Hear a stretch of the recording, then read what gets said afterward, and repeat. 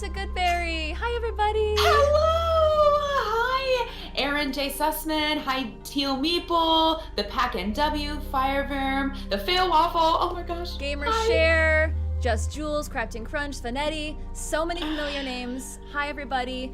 We're really excited about tonight because we have the Dungeon Run cast back together to play Fiasco. I'm so stoked. I know you're stoked, Jess, and you look incredible, by the way. Oh, thank you. I'm very excited to find out what this playset is. Well, I think you'll find out as soon as they bring the cast on. They all are dressed similarly. Oh, okay. It's a big reveal. I love that. Well, for those of you who don't know, Fiasco is an incredibly fun storytelling RPG game. So we are going to, well, RPG game is redundant, but you get the point. We are going to welcome the cast of the Dungeon Run on to play here in a moment. And then I'm going to sit back and watch and just like take the night off because the pros are here and I'm just going to learn from them. I think only Jeff has played this game before. Well then I guess it's going to be new for everybody. Yeah, you are a pro. But I'll be a cheerleader. How about that? I'll be like, over here, like. We'll need it. Yeah, okay, cool. All right. No, you guys are good. It's going to be so much fun. I'm so excited. And thank you all so much for joining. You guys are incredible. Something just happened to my speakers. So. That's all right. It's not a Twitch stream without some technical difficulties. Right, of course.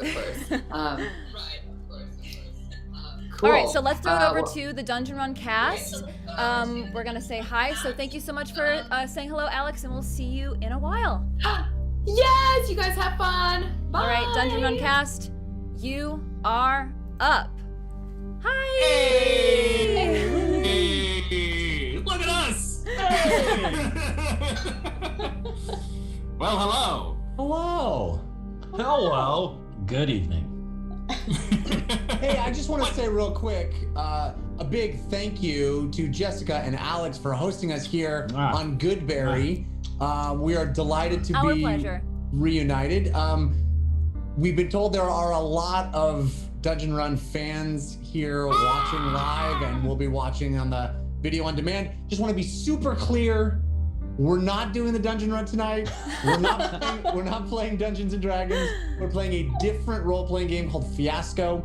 And this is not the new home of the Dungeon Run, but we've been so graciously invited to join Jessica and on her and Alex's channel. And so we're happy to just kind of hang out, just do this for fun, and keep doing stuff on Wednesday nights together because we all missed each other so much. Yes, we need to fill the void, the Wednesday night void, and game together.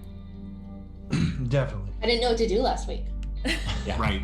What do you have in store for us tonight, Jessica? Oh my God. Well, this game is collaborative storytelling, so I will be explaining the rules a little bit. Role-playing games, are you familiar? We are all telling the story, writing a script of a movie together, and we have chosen the playset Los Angeles 1936. So we have a film noir theme happening tonight. Everybody's put on their 1930s best. We're getting compliments in the chat about Ron's hair. Ron's looking snazzy. I'm living for Ron's hair. Morgan, I love your suit. Yeah, everyone really brought sharp. Jessica grew a mole for the show. Yeah, incredible. Which is really commitment. I mean, seriously. We will be making Jeff play a hot bartender tonight. He has to. He must. All right, so I just want to say hi to a few more people in chat because we have some more familiar names. We have the Wookiee King, Branded Nerd, Teal Meeple, Vagabunda, Will Bronger, D&D Play 20. So many names. We see you. We love you. Thank you for joining I'm Robin us. Nicole. Hi. Yay! All right. My gosh, so many names. They're faded. Hi. Let me throw us over to the dice. All right. So we're gonna start with some fancy character creation. Oh, right. So everybody, pull out your PDF. I am playing a tabaxi rogue. and I'm playing a human warlock. It's fitting. Yes. Do you have an alcohol problem? That was something that happened in the 1930s, right? I don't know what you're talking about. All right. So first we're gonna start with relationships. So let me roll the dice again. Yes. Over here. Just some people are asking in chat, is this a whole new game? We are playing a one-shot tonight. Yes. It's 1936 Los Angeles film noir. Yes. Yeah, so that's all we know. Yeah. We're making it as we go.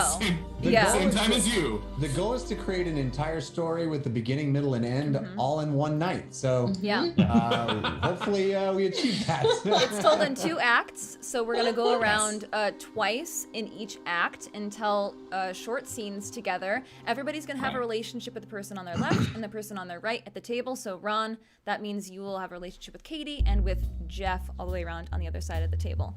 And in the middle of the 2 acts, we will have what's called a tilt, which is a catastrophic event. It's something that completely changes the plot. And those who have the highest score from these dice that we'll divvy out during the act will get to choose the tilt. And that will come into play in the second act when stuff starts really hitting the fan. And then we'll have the aftermath, which is the very brief epilogue where we will explain what happens to our characters at the very end of the movie. All right, so does everybody have their PDF pulled up? I'm gonna show everybody on stream what we're looking at here. Let's see. Okay, so in Fiasco, there's tons and tons of play sets. There's hundreds, I'm sure. So we just went with one that we thought would sound fun. And in each play set, there is relationships, needs, locations, and objects that relate to that theme. So here's all of our relationships, and this is what the cast is looking at right now. And one by one, we're gonna go around, starting with Ron, picking from the dice on the table and choose a category or an element. But first you must pick the category before you can pick the element within. So right. Here are the dice. Can you guys see the dice? Yes. Okay, great. And he assigns the category to one pair of people, is that correct? Yeah, anybody at the table. So we're gonna take notes. So it doesn't have to be me, it could be anyone. Yeah, it could be anyone. And so look, I just hand the dice and say those 2 people, or does it the person I hand the dice to decide? So you will say Katie and Jared, and I guess we'll give the die to Katie. You can choose. You can choose. We'll have to keep track. This game is normally played with index cards and around a table, so we're trying to navigate how to do this virtually. And those who are Fiasco-nauts, people who play it all the time, we're doing a little bit of an abridged version because we have 6 people, so just bear with us on some of these elements. So Fiasco rule of cool. Yeah. Yeah, exactly. So Ron, go ahead and pick from any of the die on the table, and we will deplete these one by one. Everybody needs a relationship, so go around and choose your relationship first. It's a lot of 2s. Look at all the 2s. A lot of twos. My favorite number. All right, let's do in honor of the Dungeon Run community. I'm going to pick a 6. Okay. Yay. And I'm going to give it to Jeff. Oh, that's me. All right. And Jeff, community. You and Morgan need to determine what your relationship is. Okay. All right. So Jeff has a 6. Let me note that down. Communities. Oh man. Okay, this is interesting. All right. So do I go next? We're gonna go clockwise, so Katie will go next. But read to people. We can go counterclockwise. Does the DM want to go first? You can go I don't next. care. Okay. All right. I just thought maybe it was whoever gets the die goes next, but whatever. I don't care. So people can see our options within community relationships are elected officials, bankers, community volunteers, church, civic, or police. So nice. Jeff and I have a relationship that combines with something within those. So somebody else or you can pick one of those die. Can I pick? Yes. Okay, so I'm gonna give them a 2 because I just like the relationship bankers. Okay, so they are bankers. I love that. Are we about to break the number one rule in scene work, which is don't do a transaction scene? Hey. All right, We're so that two is both gone. bankers. I mean, what's the transaction? How much money do you have? No, how much money do you have? Money do you have? We're getting a My interest rate is hot better. banker in the chat. Hot Isn't banker, it your anybody? day off? Why are you in this bank banking? All right, John Jared. and Charles Guys. Banker. Jared, Guys, pick a we die on haven't the even table. got we haven't even got into character creation yet. That's kind of I don't know. It seems like we just created two really strong characters. Two amazing bankers with the last name Banker. My name is Banks E. Banker. I'm Todd Baker. Here at Banker and Banker. There we go. Jared, go ahead and pick a die, Oh, which, Jared's turn. which will Yeah, I'd love to. be a category. category. Okay. Since Ron picked a category for Jeff and Morgan, I am going to pick a category for Katie and Ron. Okay. And since we have a bazillion twos, I will do one of the black twos. Okay. So Work. Ooh, work's got some Katie juicy and stuff in Ron. there. Work. Okay, writing it down. So next up is me. Should we read the work? What the word? Sure, yeah, let's put it up on screen. Possible work relationships are boss-employee, night shift workmates, insurance agents or client, working stiff/client, salesman-customer, or lawyer-client. Oh boy. And that's Katie and Ron. Okay. Okay. Fascinating. I like the family category. Do we have any ones on the table? Let's check it out. Yeah, we do. Should. I see two Gotta ones. be. A few. I'm Got a gonna pick couple a whites. one. I'm gonna pick a Oh, and there's a one. one. And who do I want to give that to? Let's see.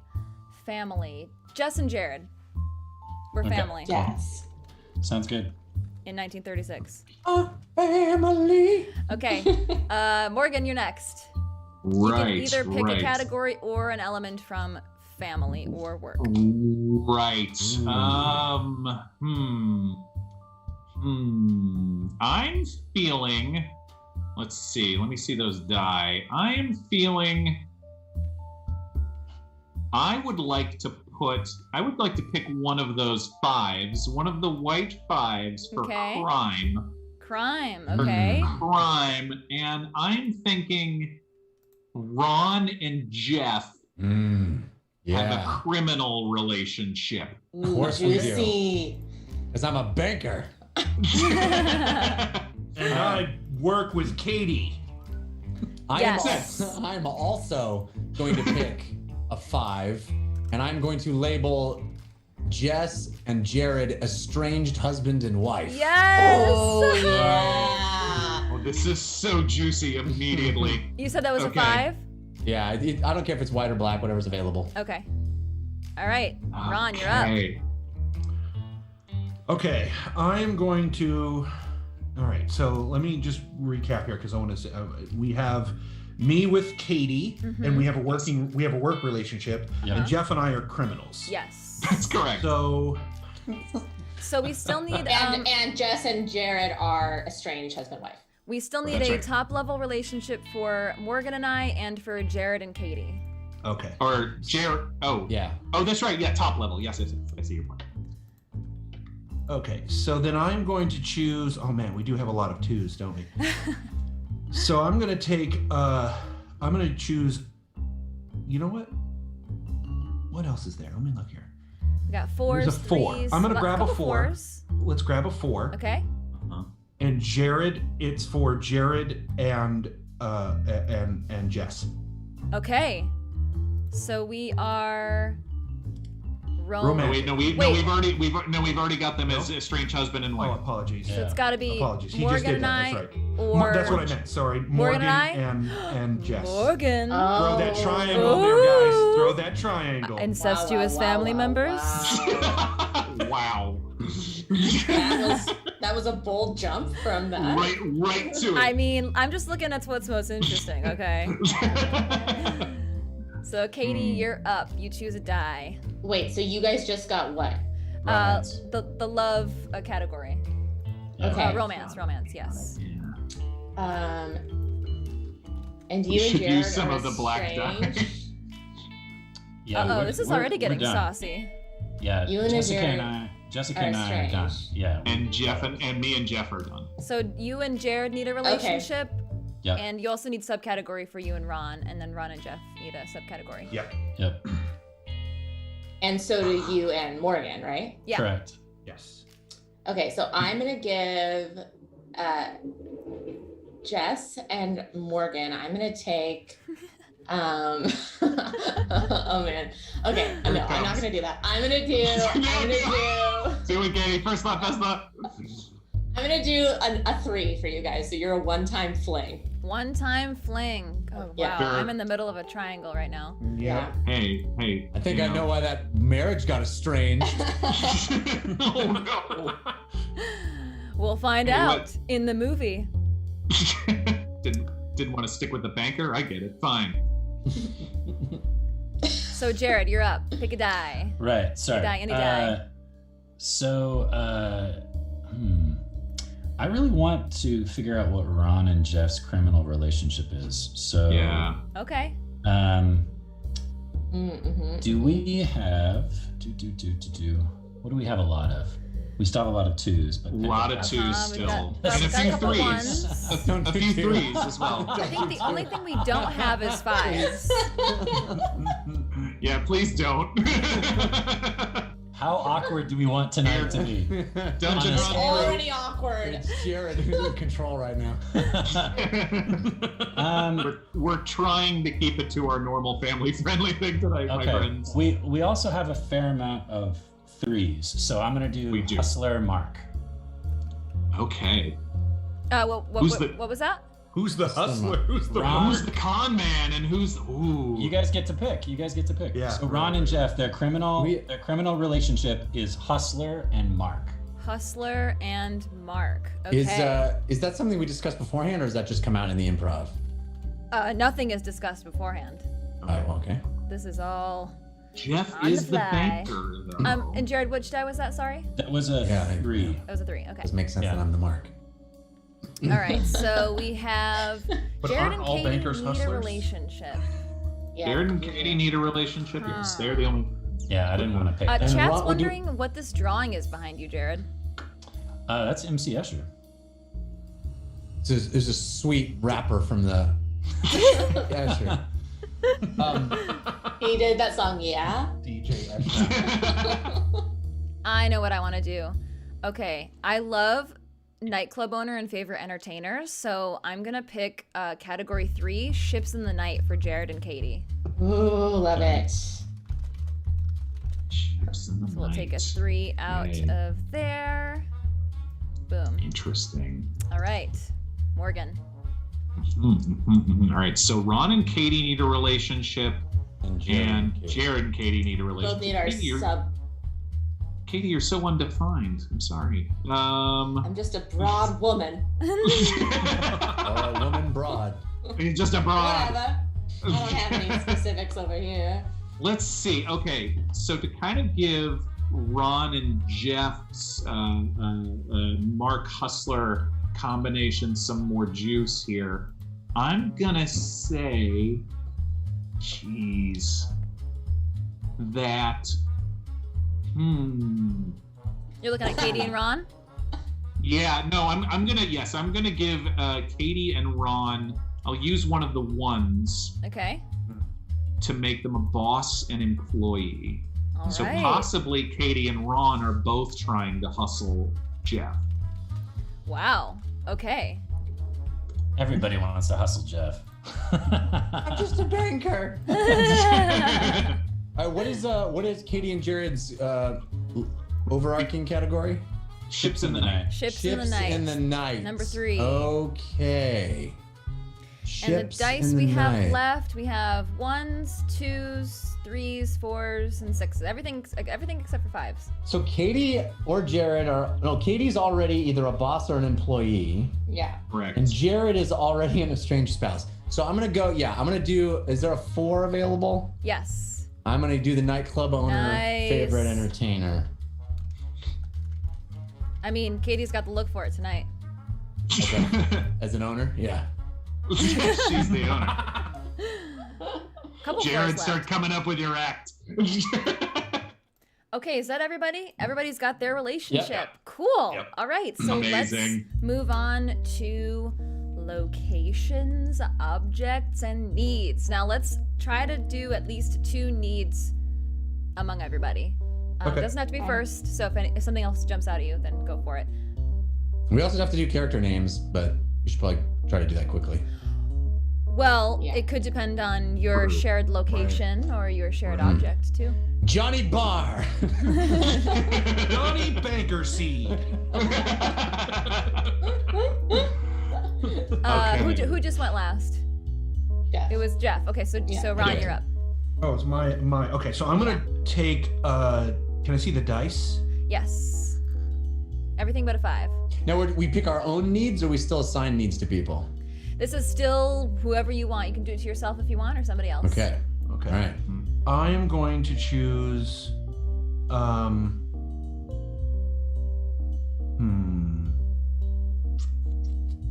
We got so many 2s on the table. I'm going to take one of those 2s, Okay. and I'm going to say Get I even. need to get even. You need to get even. Nice. I need to get even. Okay, I'm gonna show chat what we're looking at here. Ooh. Lots of ways to get even. That would kind of lend to the hustler, like why I'm being the hustler, because I Okay. need to get even. So that is between you and whom? Let's say Where's that? it's between me and Jeff. Oh, you, Jeff. Okay. Yeah. Need to get even. All right, Katie. Okay, can I see the dice again? Sorry, I Uh-huh. keep going back and No, forth. no, yeah. I need reminders. Gosh, we have so many 2s. This is crazy. It's gonna be complex with all these characters. I I know. know. This is going to be quite the ensemble piece. Yeah. Okay,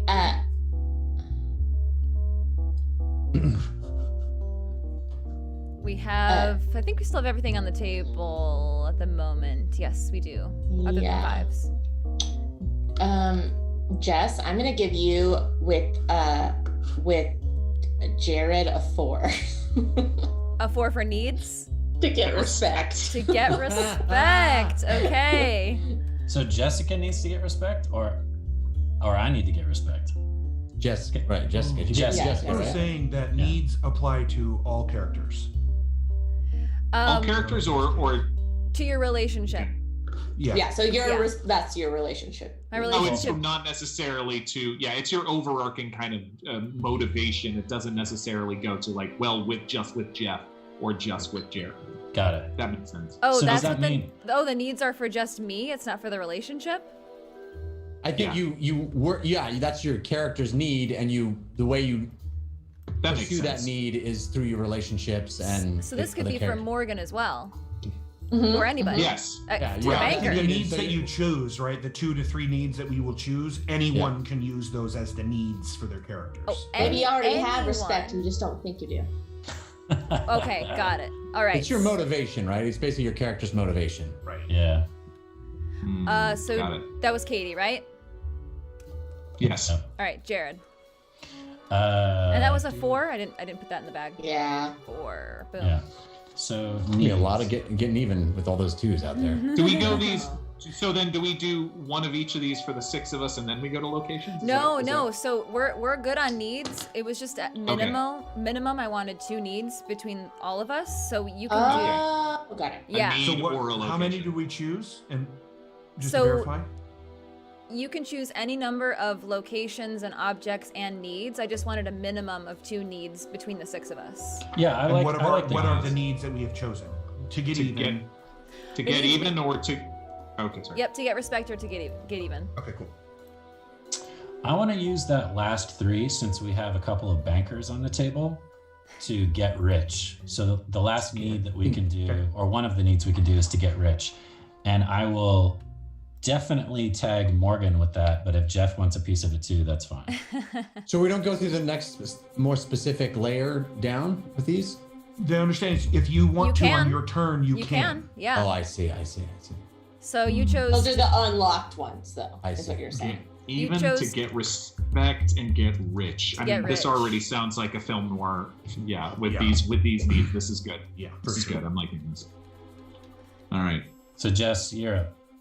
Okay, so on the table we still have a bunch of 2s. Okay, what do we have that's 2s? Let me show everybody this PDF as I'm going through it. Tinseltown locations are pretty good. Yeah, and objects, transportation. That one's a little less interesting to me.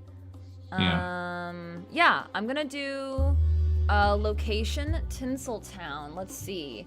And well, this seems like it would make sense for Jared and Katie, their location that they share in common. So I'm gonna give them the Tinseltown location. Are they assigned? Are locations just generally like we can like tap those like needs? So with these I wasn't aware of that needs rule, but I do know that with objects and locations, they relate specifically to your relationship with somebody else. So if we choose the Chinese theater, Katie and Jared share that location. With and then their anything else that's not defined, we just can make up whatever we want. And you can work at the Chinese theater too if you want. It's just that they have that built into the character. Yeah, got it. Right. Okay, so Morgan. It's my turn. Right. Let me see our dice again if I can. Yes. Okay. Got it. So let's see. To get even. Get those 2s. 1, 2, 3, 4 2s. I kinda. Jeez. I kinda like the overarching need to get respect from this town by showing everybody who's boss. Okay. So basically, it's an external power struggle where these bankers, these estranged husband and wives, everybody's hustling, trying to be number one, and that's what we're going for tonight. No friends. No friends. What is it? What is it? What does Whitebeard say? No cowards, no deserters. Only pirates. That's right. That's all we're doing tonight, except in Los Angeles. Yes. From this to get respect from this town. Okay, so we got rid of another 2. Cursed town. Perfect. All right, Jeff. Holy moly. 2 1s, 1 4, 1 6, and 3 2s left on the table. Yeah. All right. I'm gonna go with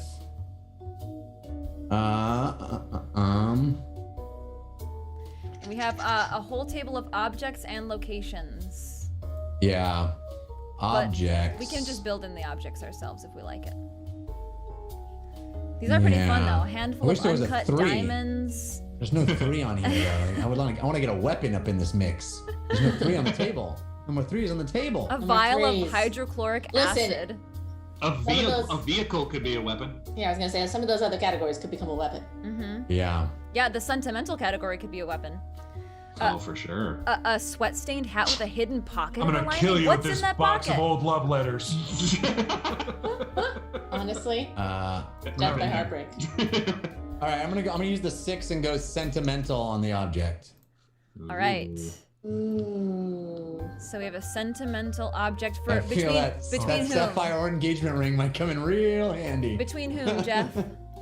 I want to do that with. I'm gonna do that with the 2 of you, Jess and Jared. Jess and Jared get a sentimental object. Yeah. Okay. I am going, since it's my turn, I'm going to follow Jeff's lead there and take a 2 and choose the sapphire engagement ring. Yeah. Specifically for Jared and Jess. Yeah. Okay. Oh, and they're estranged. Oof. Yep. This is juicy. So is the engagement ring theirs, or is it for someone else? Okay, Katie, we only have a few dice left. Oh my goodness, these options. Okay. 2 1s, 2 2s, and 1 4. I'm gonna choose location with a 1, downtown. Okay. Between whom? I think downtown is gonna be between Morgan and Jeff. Morgan So the and bank. Jeff's Tinseltown was between who? downtown location. Okay. Jeff and Morgan. Morgan. Tinseltown was between Jared and Katie. Is that right? Yes. Yeah. Okay, good. Oh, that's right. The nightclub. Yes. Yeah. Yeah, got it. Actually, Alright. there's no bank on there, so I don't know if that makes sense, huh? It's fine. It's okay. downtown. Bank downtown. Good enough. Well, isn't it Oh, better I if could- the bankers have a different location in common anyway? They only ever meet at the athletic club.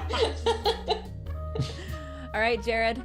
I do my business elsewhere. They're workout buddies. All right, a 1, a 4, 2 twos. I want to make Katie and Ron's work boss relationship a little bit more interesting. So then I'm going to pick that last 4 for valuables. Okay. Okay. Wow. Valuables. I'm sorry, that was between who? Katie and Ron. Katie and Ron. I just wanted to flesh that out a little bit more. Valuables. Yeah, they need something else. Gosh. there's Yeah, so much. and Jessica and Morgan need something else too, other than just. Yeah. Oh, do we? Oh, Well, will. perhaps I can find something. 2 2s and a 1. What do we need? Lover. Let's see. We got transportation. Downtown trolley. That's pretty cute. I could also give us Something untoward. Tinseltown. I will also give us Tinseltown with that too. Okay. Yeah, we have the Tinseltown location. Between who? Morgan and Jess. Got it. Okay, Morgan, you're up. We got only 2 die left, a 1 and a 2. A 1 and a 2, right. Okay, so okay, who we got? Katie and Jared are in Tinseltown. Jessica and I are in Tinseltown, but Jeff and I are downtown. I would like to give something untoward. So use that 1 for Okay. Ron and Jeff, for the hustler and the mark. So maybe he's hustling him for something that's, Something shifty. untoward? Yes, like Untoward. counterfeit or Oh, okay. Something Cool. untoward. Ooh, those are very cool. possibly, bad photographs or something like that. Maybe not. Gotcha. Maybe not that syringe thing, but something else. So I think, okay, so I have 1 final die. It's a 2. Yep. And I think what I'm going to do is I'm going to spice up the to get even need, right? Because we still have just a general to get even. Uh-huh. And I keep focusing on Jared and Jessica because I'm fascinated by this. To get even with your ex. To get even with your ex. Okay, so that's Estranged spouses, sapphire ring, to get even with your Ex-boss. ex. You're right. Ex could be Well, boss. so- Could be your ex-boss. so technically, actually there's a rule that I just forgot. This last die is wild. You can pick whatever you want. Oh, Oh, wow. You Then pick do whatever you whatever you want. like. La ti da. Yeah. DM's choice. Oh, I wish I could. All right, I'm gonna change it into a 3 and add a weapon. Oh, all right, there you go. There it is. All right, who There's gets a weapon. who gets the weapon? Which relationship gets a weapon? Oof. Relationship gets a weapon. The bankers? I think it's gonna be the. I think the nightclub owner entertainers are gonna get the weapon. Yes. Okay. Fascinating. So anything Her that's name not was defined, Lola. we can choose. She was a showgirl. What? Is that right? Yeah, so some of us only have categories at the moment, like Right. the weapon, the Tinseltown location, the valuables. So just use that category as inspiration. You don't have to necessarily Okay. pick something from there, but Right. it's just to help you kind of create your character. Right. So now that we have all of our information, we should give our characters some names. Ooh. Right. So just to recap, we have Jeff and Morgan, who are have a banker relationship with each other, and the location of downtown in common. Morgan and I have a romance one-time fling relationship and a Tinseltown location in common to be determined. Jared and I have a estranged wife and husband relationship with a sapphire engagement ring in common. Jared and Katie, nightclub and favorite entertainer relationship and a Tinseltown location to be determined, and a weapon to be determined that relates to their relationship of the nightclub and entertainer. Katie and Ron, boss and employee, they have a valuables object in common. And Ron and Jeff, hustler and Mark, with an untoward object in common. Did I get everything? Oh, and we have 3 needs. To get even from this town by showing everybody who's boss. That's to get respect. To get respect, and a need to get rich. Wait, to get even was with your ex. To get respect was from this town. Oh. We dropped for the X, right? Because he actually ended up using. Oh, you're right. We did that. Yes, I'm sorry. Apologies. So it's get even. I think we should name the person adjacent to us in a clockwise manner. Okay. Love it. I wonder why you made that decision. Right. Okay, so Jeff, why don't you go first? Audience. All right, so Ron's character is he is boss employee and he is a hustler. Mark. His name is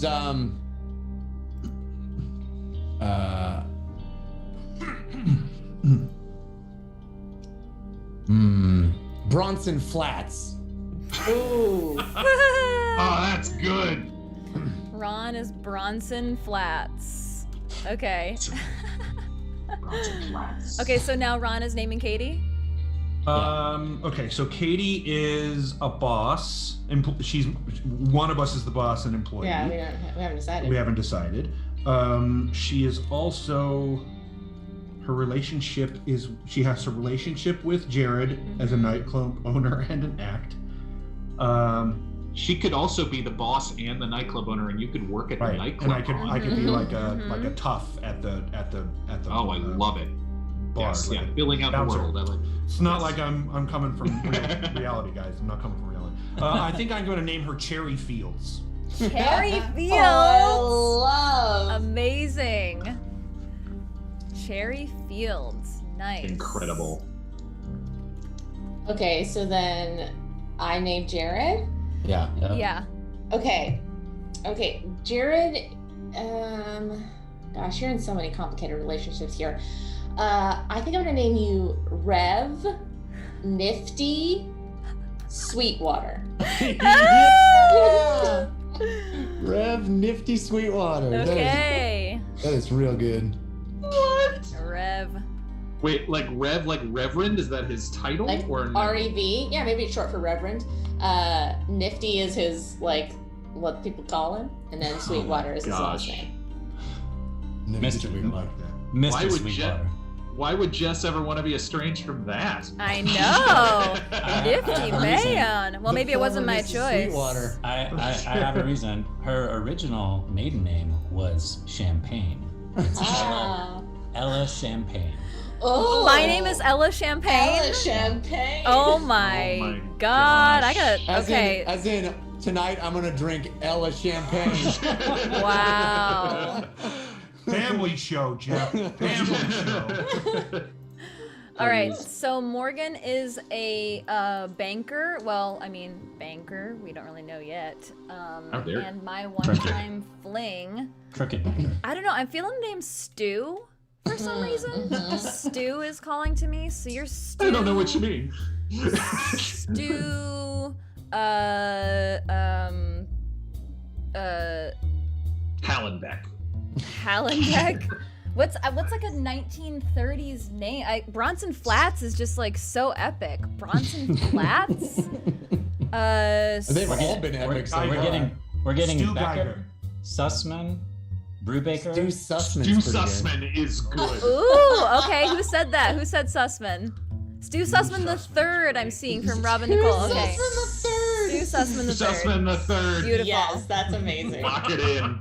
Locked. Someone also says Stu Pickles, which is very funny.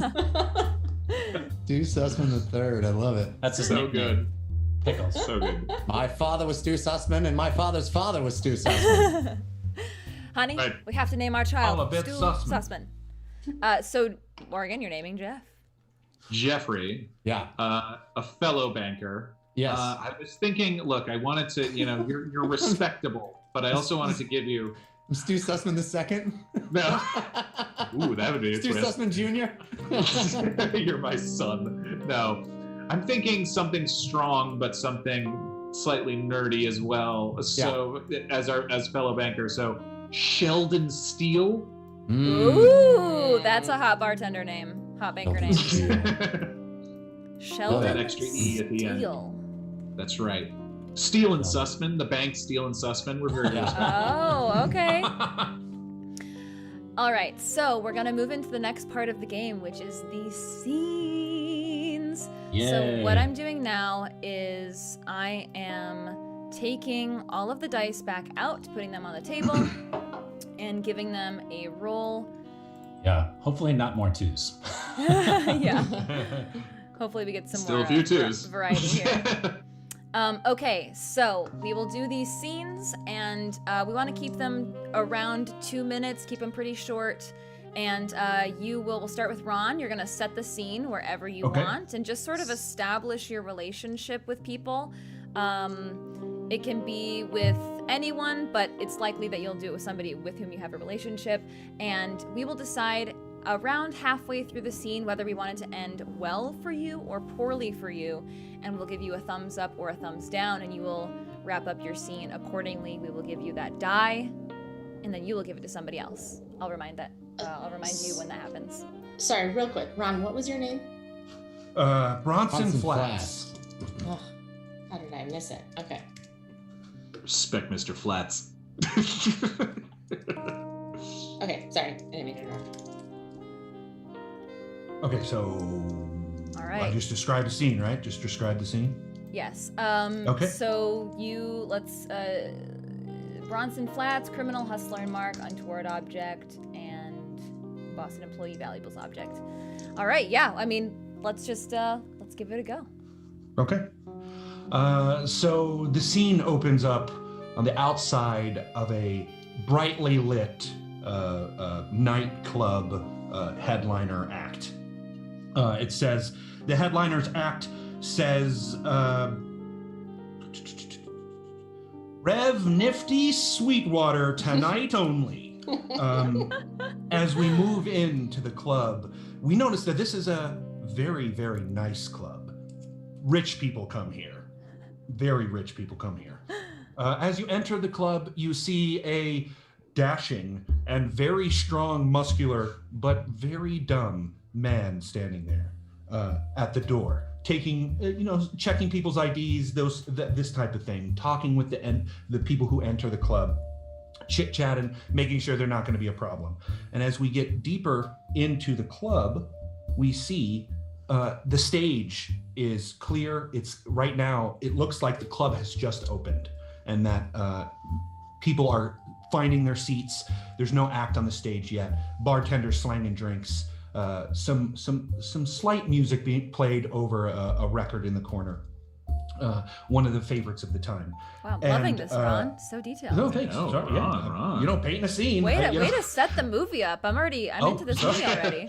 I mean, tell me to shut up when I need to shut up. I'm just, putting things out there. And as a particular individual approaches our bouncer Bronson, he stops him and says, "Hey, I seen you before around here. Where you from?"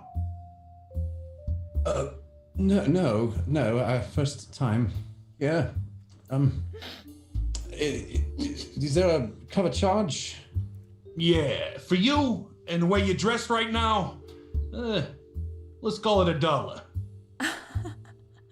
Right, certainly. I know that's rather high, but I gotta make sure you're new, and I want to make sure I get the right people in here. Of course. You look awfully familiar to me. Have you? Oh, Have you opened up an account downtown recently? Oh, it's you! I remember you. Let me see. Your name was, Sheldon. Yes. Mr. Steele. That's right. Oh, you know what? Keep your dollar, Mr. Steele. Come right in. Oh, no, please. It's lovely to meet you. My name is Bronson. Pleasure. I'm excited to see Nifty tonight. I've heard quite good things about him. Well, if you sit center stage, I'll make sure you get a chance to rub elbows with him at the end. Oh, my goodness. I love the hospitality and I appreciate it. Well, I appreciate you helping me out with my bank account.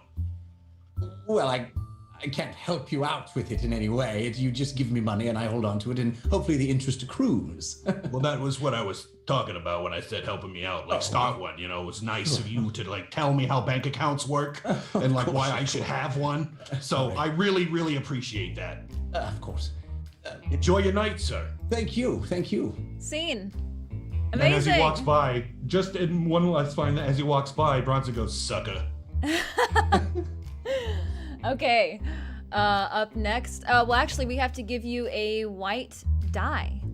Oh, yay! Thanks for all the thumbs then up, guys. He gives it away to somebody, right? Yes. Yeah, So I you gotta get a give it white die away. and you can give it to whoever you want at the table. You know what? I really love that Jeff stepped in, so I'm going to give it to Jeff. All right. I'm sorry. I didn't know if I thought that was a relationship was being established. I mean, it could have been anyone, but I'm glad that it was you. You made the decision for you to be you. Great. So Jeff, on your end, your D6s, just grab a white or whatever your version of a white D6 is and keep that to the side. Got it. White D6. Nice. Okay. Excellent.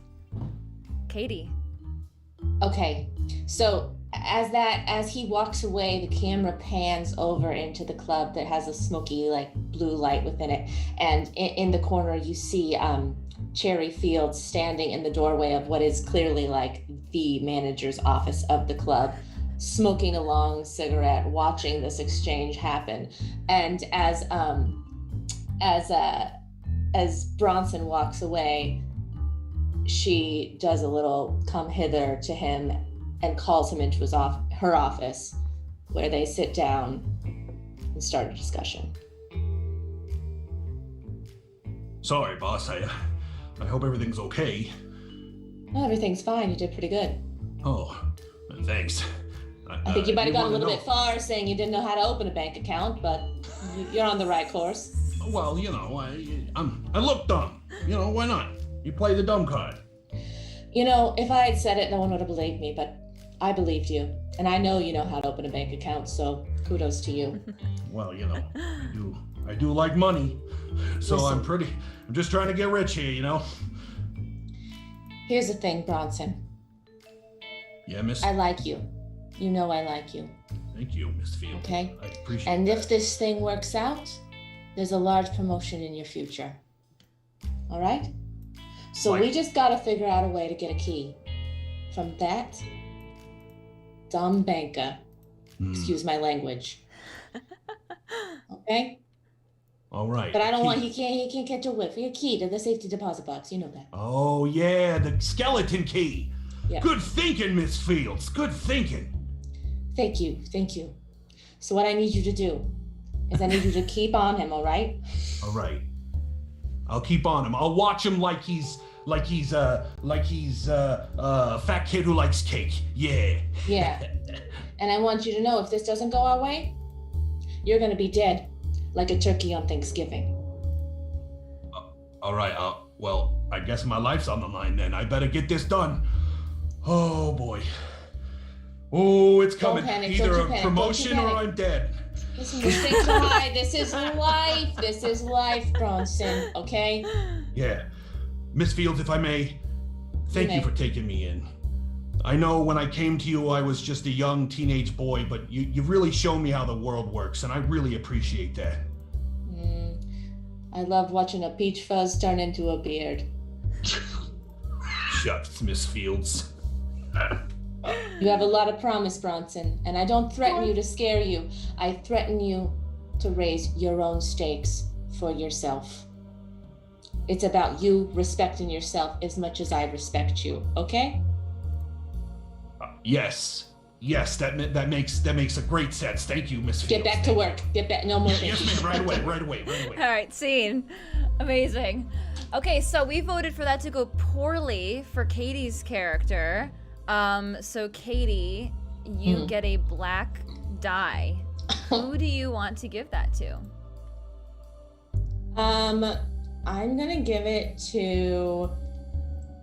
I'm gonna give it to Jeff because I saw his thumb very quickly do a thumbs down. By the way, I just want to point out I was not the first to give a thumbs down. Okay, She was not. I love it. All right, so I love Jeff, it. go ahead and take a black die out and set that aside. All right, so I have a white die and a black. Yes. Got it. All right, Jared. So the camera pans once again to the center of the stage where the lights slowly come up and a Did very we let him do this?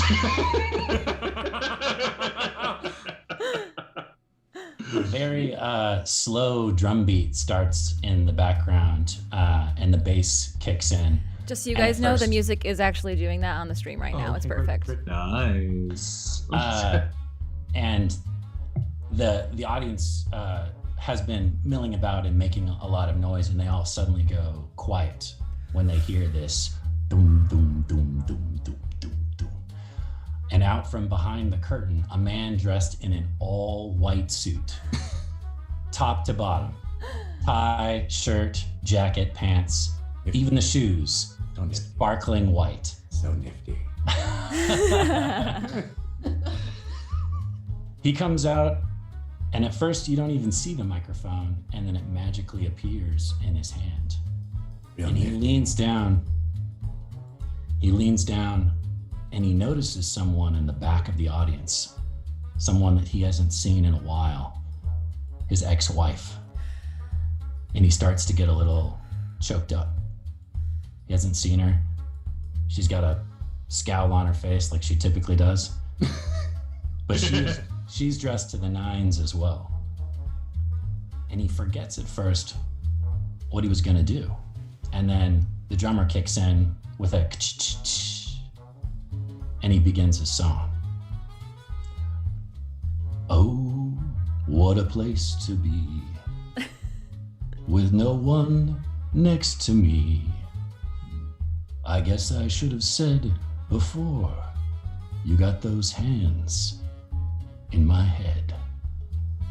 Now I'm waiting around, waiting just to be found. And now I need you here. Well, I'm not here, no. I won't play around anymore, baby cakes. I won't let you down, my little girl. Jones, applause, thunderously from the front row. And the lights dim, and he actually starts to walk out into the audience. And that's when people realize that that was just the intro to the show, and the band strikes up behind him, and he immediately beelines to the woman he sees in the back of the audience. What do you do? No, don't just leave me alone. Do the show. Don't bring me up again. I don't want to. My love, how could I forget about you? Nifty.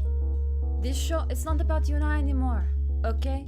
Just let me be peaceful in the back in the dark. Go. People are looking, people are staring. You're my diamond. I don't want to talk about the diamond right here. Get the mic away from me.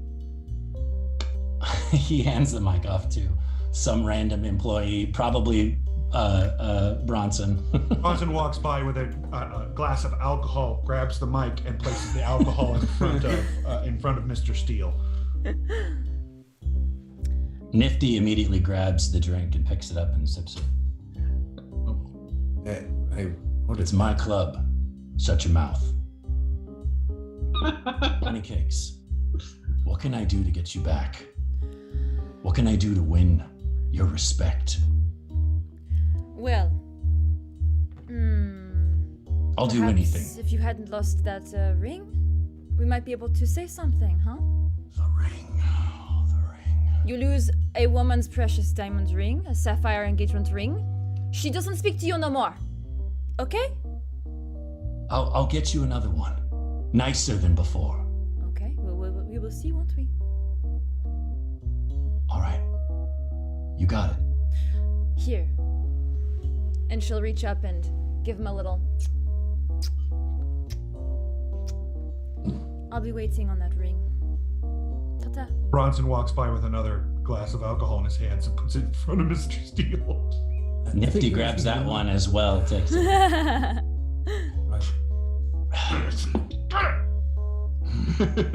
Oh. Wait, we got a thumbs up and a thumbs down. We got three I had a thumbs thumbs up and one thumb down. All right. Just had my opinion. Thumbs up. Shown. Scene? So, Jared, yes. Okay, so you get a white die. Who do you want to give Sweet. that to? I will give it to, because I kept stealing his drinks, I'll give it to Jeff. All right. Roll the dice. Is it? It's Okay. whites. Yeah. Yes, you'll take one more white die and put that aside. Okay, so this scene opens up 6 months earlier. Ella is in her home, her and Nifty's home, and she is taking off her engagement ring, wrestling it off. Oh, it's too tight. Finally gets it off. Looks at it with a little impish grin and tucks it away in her dress. Nifty! Nifty! Nifty, where's my ring? Where's the ring? What, baby? What'd you say? You know I put the ring here, right next to the sink when I do the dishes. Where is it? I don't know. Maybe Why, you want to. why do I have this porcelain hand for my engagement ring? Did you take it? Are you pawning things off again? No. I got a little bit of debt, but nothing big, nothing I can't handle. Baby. Look, If that you're in ring is trouble- worth a lot of money. Maybe somebody came in and took it. Oh, yes. Oh, wow. We're going to resort to that. Oh, someone broke in and took Well, the ring. I didn't lose it. You think I I would can- lose such a thing? No, of course, baby. You're perfect. You're perfect. Everything about you is perfect. I'll tell you what. I'll look through the whole house and make sure that it's still here. Or maybe somebody broke in through the black, the back glass door. You know how that thing is always, open and just sliding back and forth. So Yes, that we I can... wish you would fix it. Okay, so either you lost it or you do not fix our door and someone comes in and takes the ring. Okay, I'll go check the door. Okay, good. I will stand here and wait.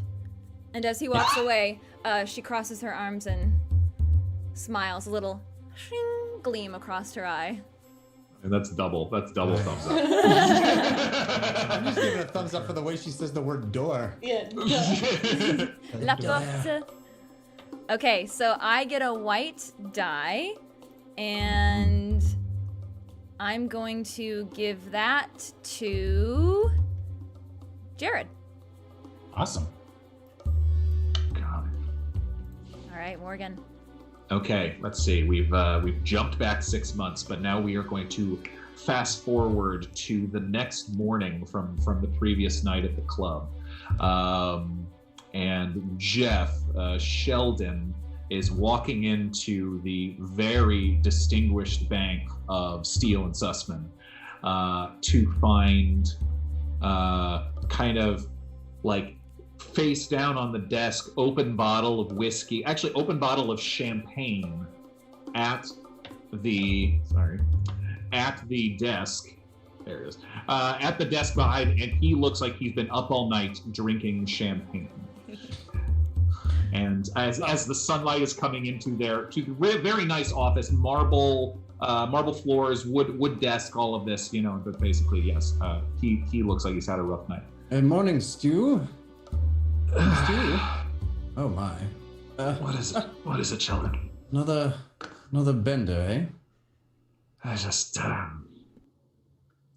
you ever have a drink you can't forget? Well, I had a few last night at this delightful club. Have you been to Nifty's? Nifty? Nifty? What kind of a name is Nifty? Well, I think it's a rather an engaging nom de plume. I've heard of that guy. He's trash. Oh.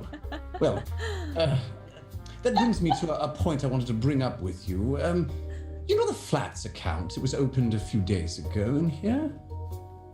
No, but I mean, we open a dozen accounts a day. I can't keep track of everyone. Well, of course. But I was hoping that perhaps you would allow me to take charge of that account. I believe it was opened in your purview, but I was hoping perhaps I could take charge of it and just handle a few things. Perhaps, raise the interest rate a bit or upgrade it into one of our more premium accounts. I pull out a big ledger and I put it down in front of me and I look at it back and I'm like, this account was opened with a total of $35.27. Why do I care what you do with it? You could be my guest. Well, then don't worry about it. I'm a little worried about you, though. Listen, you know did I tell you about that girl? The girl, yes. You did, several times. Ella. Yes, Ella, I know. The French girl. Yes, the French girl. Like champagne. I remember, yes. It was. Do you know if champagne doesn't come from the specific French reason of champagne, it's actually not supposed to be called champagne. Prosecco, I'm aware of that. Sparkling white wine, yes, of course. You've mentioned this several times. You said it was a one-time fling. Listen, it might have been one just date on a calendar, but it was more for me. You gotta get over it, man. It was more for me. We're professionals. We're supposed to have a certain level of professionalism in this establishment. I'm fine. Numbers, I'll do numbers. I'll do numbers all day. Come on, it's fine. Let's do this. Come on. Yeah, Telegram. A little young man comes in and drops a telegram onto the table that says past due and sets it down in front of you. Oh. Stu, what's the meaning of this? Oh, thank you, young man. I mean, nothing. No, that's not nothing. You were supposed to have paid the rent. What? Yeah. Is this? He opens the door. You know what how interest rates have been the last couple months?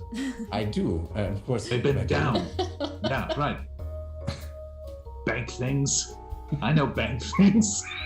Stu, I don't think your head is in the bank. I think your head is in the champagne. My head's in money. I'll say that much because let me tell you, I mean, some poor guys, I can't afford champagne when I can't even pay the rent on my bank. Stu, you gotta sort this out. You gotta go down there and you gotta find out once and for all whether there's any future in this. Because you need to know. You need to get over it. And if you still harbor some sort of affection for this woman, well, you've got to find out for sure whether those affections are justified, whether they're reciprocated, man. You're right. That's the only way you'll find your way out of the bottle and back into the bank.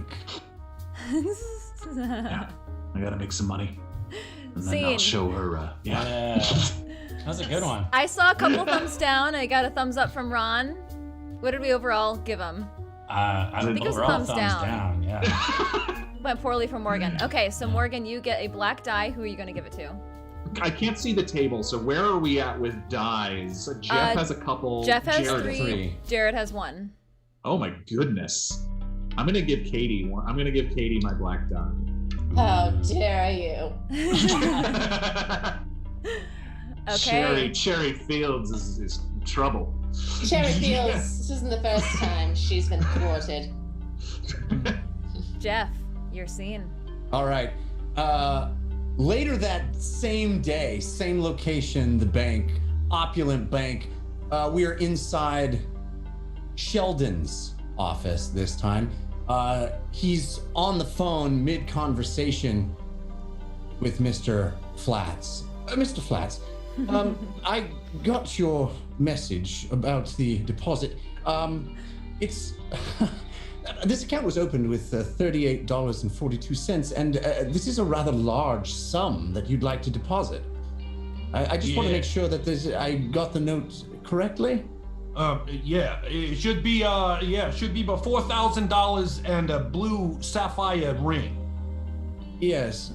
Right. The thing is, Mr. Flats, I'm supposed to take this promissory note as currency, and it seems to me that I would actually need hard cash for that, and the strange map. Well, that's what the ring is for. It's called collateral, I believe. I understand, but it's just the location of a ring, not a ring itself. And I have to insist, sir. I appreciate this. No one is more grateful than I that you saved me $1 on the way into that club. And I'll forever be grateful and do as much as I possibly can to assist you to make up for that extraordinary gesture. But I must insist that we actually have some real form of currency here. All right, well, here's the thing. I only told you about the location of the ring so that you knew it existed. I wanted to look at your deposit boxes before I brought it to you, because I want to make sure that the bank is safe, and I want to make sure that if I put this very valuable engagement ring in your deposit boxes, I just want to see the process. I want to make sure that my valuables are going to the right place. Well, I assure you they will be. And if you'll come down here in person with the ring, of course, I'll be happy to show you the security that we have in place here at, what are our names? Steele and Sussman. Sussman and Steele. Oh, I lean up from my desk. Steele and Sussman. Steele and Sussman. Well, I'll make sure to come down right away, and I'll bring the ring with me. And I would just love to see your how you use your deposit boxes. Of course. I look forward to seeing you. Have a good day. Have a good day. Scene. All right. I saw 2 thumbs down and 1 thumbs up. Jared, thumbs down. I did a thumbs down. Yeah. I think that's gonna go sour real fast. That ended poorly for Jeff. Okay, so Jeff tried to deposit a note with the location of a ring. Well, I don't know that's gonna go badly for Jeff, but Yeah. He's a hustler, right? He's hustling. Yeah, for sure. Okay, That's what I was going with. Is Jeff, it's on actual money. You can give away that black die to anybody. I want to give it to Katie. Okay. So Katie, take out a black die and put it next to that white die. I want to see what. Or give 2 blacks. Something bad's gonna happen to Cherry. I have 2 black die. Good, that's good. Yeah, like I was saying in the setup of the game, typically you want more of one color so that you get a say in the tilt. So that's good. Sure. Jeff, you're kind of even right now, so we'll see. Ron, Yes. you're up. Second round of Act 1 before the tilt. All right. Still setting up this movie before the big thing happens. We're gonna the scene, black screen, white text, 3 months earlier. And you see Bronson Flats dressed in all black in front of what appears to be Nifty and Ella's home. He's sneaking and under cover of night. He opens the sliding glass door that is open, and he sneaks in. Because I still haven't fixed it yet. And it's the bedroom. There's nobody in there. It seems like the bed is made. Everything seems in its place. And he begins quietly. It seems that he's looking for something. And suddenly he hears a noise. And he hears 2 people talking in the other room. One sounds like the familiar Ella, and another sounds like a man he's never heard before. Dude, what? Do you hear that sound? Bronson stops in his tracks. Yeah. What time did you say your husband was supposed to be home?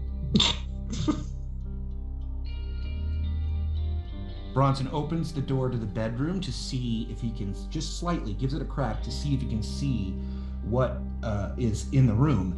And he sees that their hallway has a small opening. The wall is about waist high, and then there's a big opening into the living room. And he sees Ella and a man he's never seen before, but we all clearly know is Stu Sussman III. So sus, that guy. So sus. Oh, it's in the name. And Ella is in a nightgown. Oh. And immediately Bronson realizes what's going on.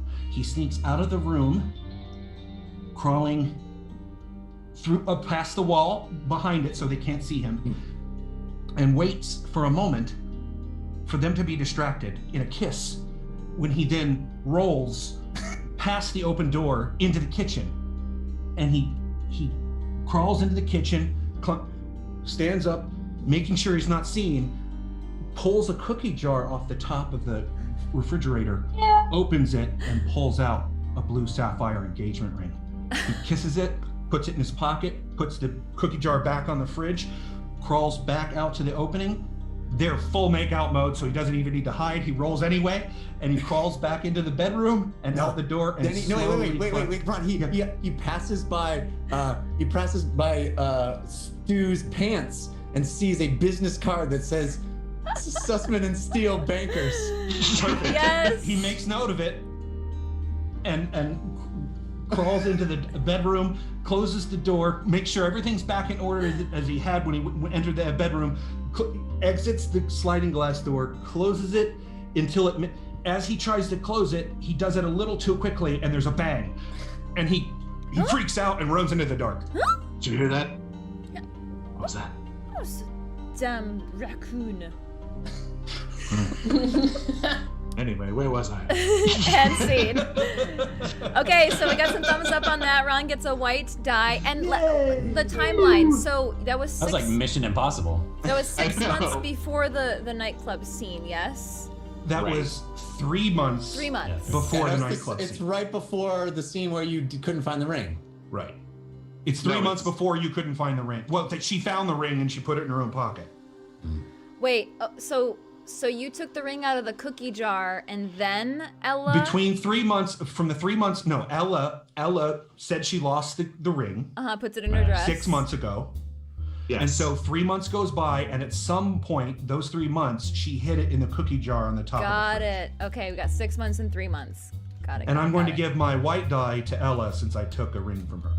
Oh, thank you. Oh, I get a very white nice. die. All right, let me pull that out on the table. Okay, Katie. Okay, so this scene is we see that scene, and then we cut to back to Cherry's office, and she's sitting with Nifty, and they're sharing a glass of bourbon. She keeps checking the clock slyly, but you can tell she's paying attention to it. All right, Nifty, you can go home early tonight. Thanks, Cherry. I don't know what I'm gonna do. You're gonna do what you're gonna do. You always do. That's what Nifty does. That's why I hired you. I've never been so mixed up over a dame before. It's always been, dime a dozen, and this is the first time I've ever been madly head over heels in love with someone. And we got married. It was beautiful. It was wonderful. It was everything I ever dreamed of. Mm-hmm. And now, nothing. It crumbled like a bad chocolate cake. Yeah. Well, welcome to marriage, Nifty. I've done it 11 times and it's never worked out well for me. You gotta help me. You gotta help me get her back. I'll do anything. Anything. Yeah. Well, Anything? Yeah. Anything. I gotta be honest with you, Nifty. I want you to be with her, okay? She makes you happy. When you're happy, you're a worse performer, but I like being around you more, okay? So I'm stuck in between a rock and a hard place here. Everybody likes Okay. it when I'm sad for some reason. I never understood that. Business-wise, it's a terrible idea for me to want you to be with her. Personally, I mean, I'm a I crooner, want you to so I be with should her. be sad, but, yeah. maybe I Anytime can- she comes, your act goes out. It's like a musical in here. Nobody likes that. But Maybe I can you're tell gonna start jokes. tap dancing next time. It's not what you do, okay, Nifty? You're right. When you're right, you're right. And you're right. That's what they say about me. Sherry, when she's right, she's right. And she's right. Yeah. Okay? So you know of some way that I can get a ring or a bunch of money? I know of a way you can get a bunch of money. How? You ever been downtown? Yeah, you mean like the garment district? Yeah, a little south. Oh, you mean where all those like rundown buildings are? Okay, a little more north. Oh yeah, the ones with the pillars. Like Yeah. the nice buildings. Yeah. Yeah. You ever read the Yeah. words on those pillars, Nifty? You know what? Okay, There's I'm just this- gonna tell you right now. It's a bank. Oh, I was gonna say that there's a quick one shot of a bank that says Sussman and Steele. Scene. Thumbs up. All right, that ended well for Good. Katie. So Katie, you get a white die and you give that away to somebody. Oh my You went too far god. south. It's a little I'll give it to Jared because so she good. can so that's good. Los Angeles in a nutshell. Yeah. You mean Yeah. it's south of the 10 or north of the 10? Which street are we talking about? Is there parking? Because if there's no parking, I'm not going. Is it on Fig? No, So it's good. not on Fig. Amazing. Okay, Nifty, you're up.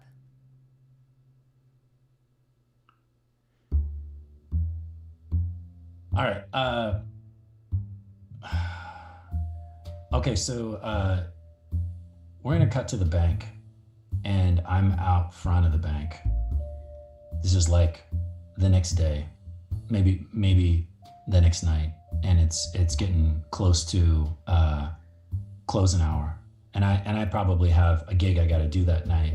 I don't know what I'm doing here, but I'm in front of this bank, staring up at this building, wondering how this is going to fix my problems. And a bird craps on me.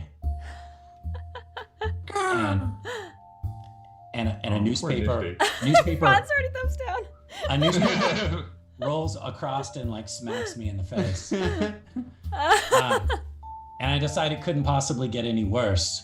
And I walk up into the doors of the bank, Sussman and Steele.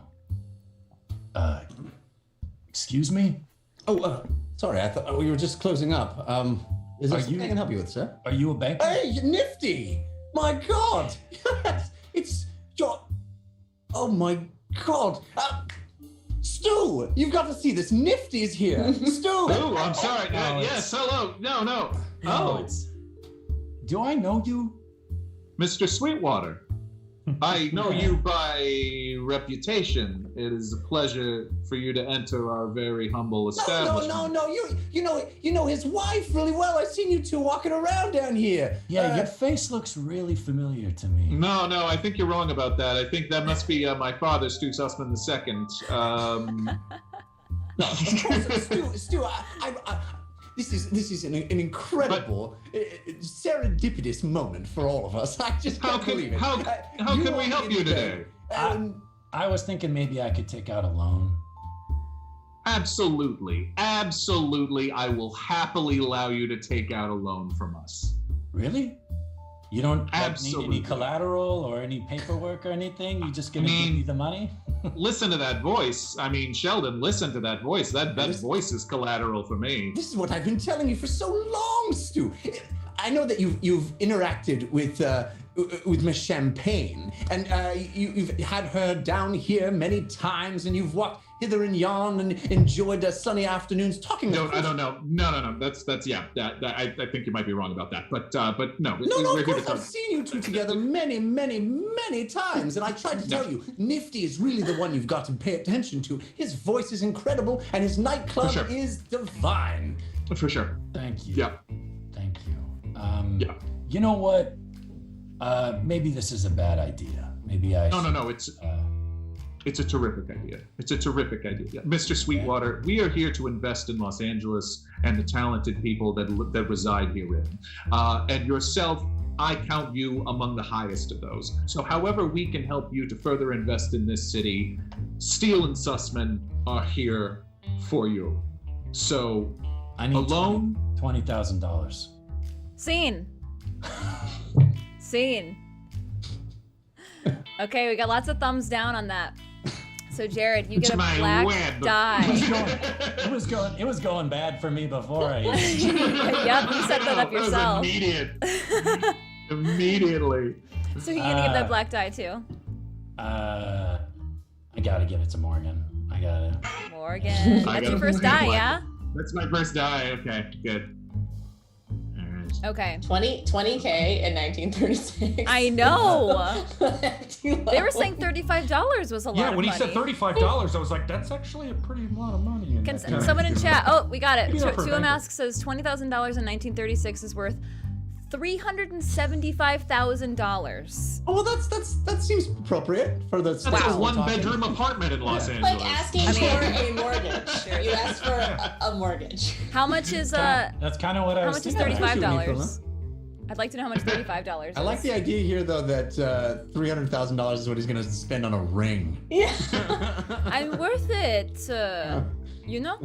Okay, so. I also like the idea that our bank is somehow in trouble. Like, did we borrow from a different bank? No. War of the Banks. We can't pay the rent. Well, the depression just happened. So. Right. Okay. We're the people that foreclose on other people. Tuam Ask came in again and said $35 in 1936 is worth $656. Wow. That's a small amount to open I bank. should have chosen a smaller number. I think that's fine. Okay, so again, to follow Ron, black screen, white text, 4 months before. Oh, non-linear. In between when you put it in your pocket and I stole it. Yeah. Okay, all right. For those of you who are bad at keeping track, like on me, the white text says in between the scenes with the cookie jar and the fight. It's like an Inarritu film over With here. really, really mysterious music. We are in Bullock's Wilshire department store in the women's section with bright lights sparkling all around us, illuminating jewelry racks. And there are women dressed very nicely with red lipstick and their hair done behind the counter. And there's a man standing there who seems a bit out of place. He's wearing a suit, a banking suit. And Ella notices this.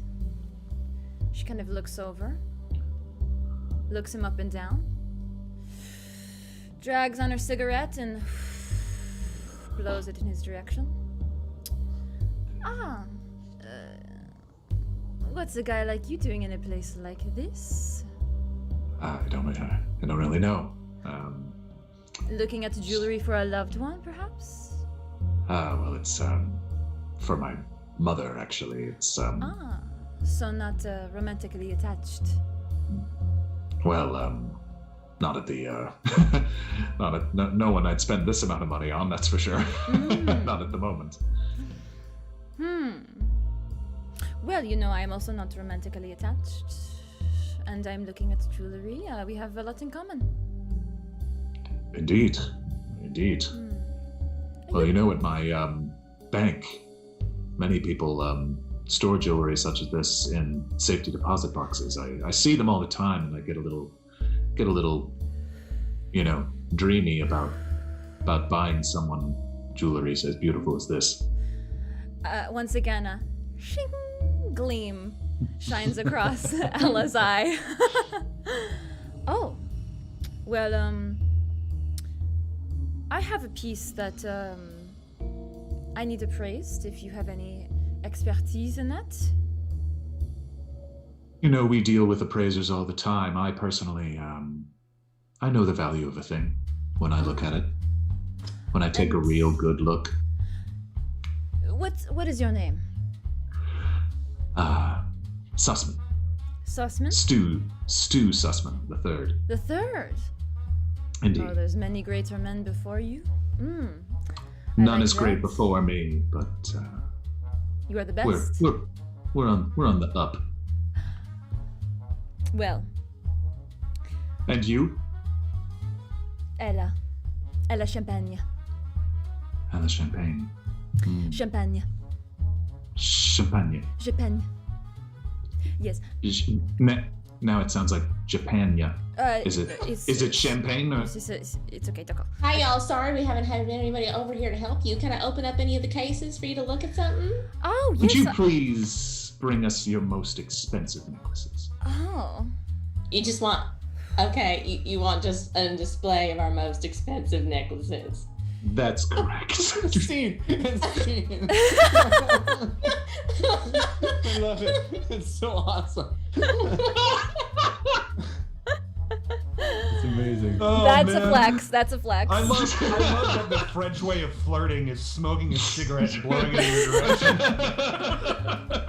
That's what the But also French just do. saying, I am single. You are single. Yeah. We should do something about that, no? Was it a thumbs up or thumbs down? I don't had a know. thumbs up. I had a thumbs up.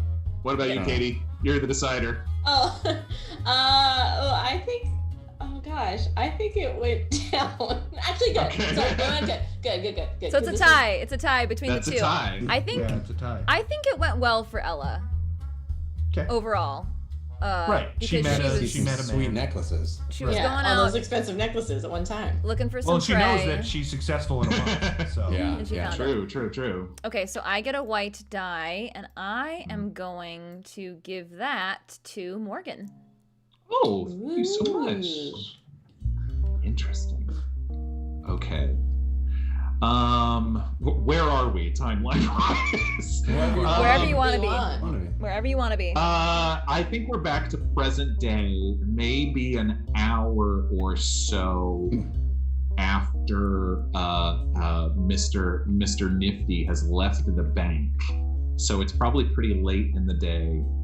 And the nightclub. What's the nightclub's name? What's the name of the nightclub again? Nifties? Did we name Nifties? Did we name Nifty? That's the only I name we love have how so far that I Sherry know. Fields owns it, but it's Would named Nifty. Sherry name it Nifties? Okay. Well, maybe people just call it Nifties. No, I think I just call. I said Nif. I don't know. It said the headliner was Sniff. The Yeah, headliner was headliner Nifty. was That's all we said. Got We haven't it. really named it. Got it. So you got can it. name it. Okay, got it. So the office of the nightclub, where Cherry is sitting at her desk, the telephone rings. Ring, ring. Hello, Is this Miss Cherry Fields? who's speaking? My name is Stu Sussman from the Bank of Steel and Sussman. Mm-hmm. Strong name. Sounds like you'd be good at math. Well, yes. Anyway, we've had an employee of yours come in today asking about a loan for a rather large amount of money, and I was curious as to his current employment status. You're gonna have to give me a little more information than that, aren't you, Stu? Someone named Nifty Sweetwater? Someone. Don't you tell me you've never heard of Nifty Sweetwater. All I can tell you is he seemed a very questionable gentleman, and he seemed in quite a state.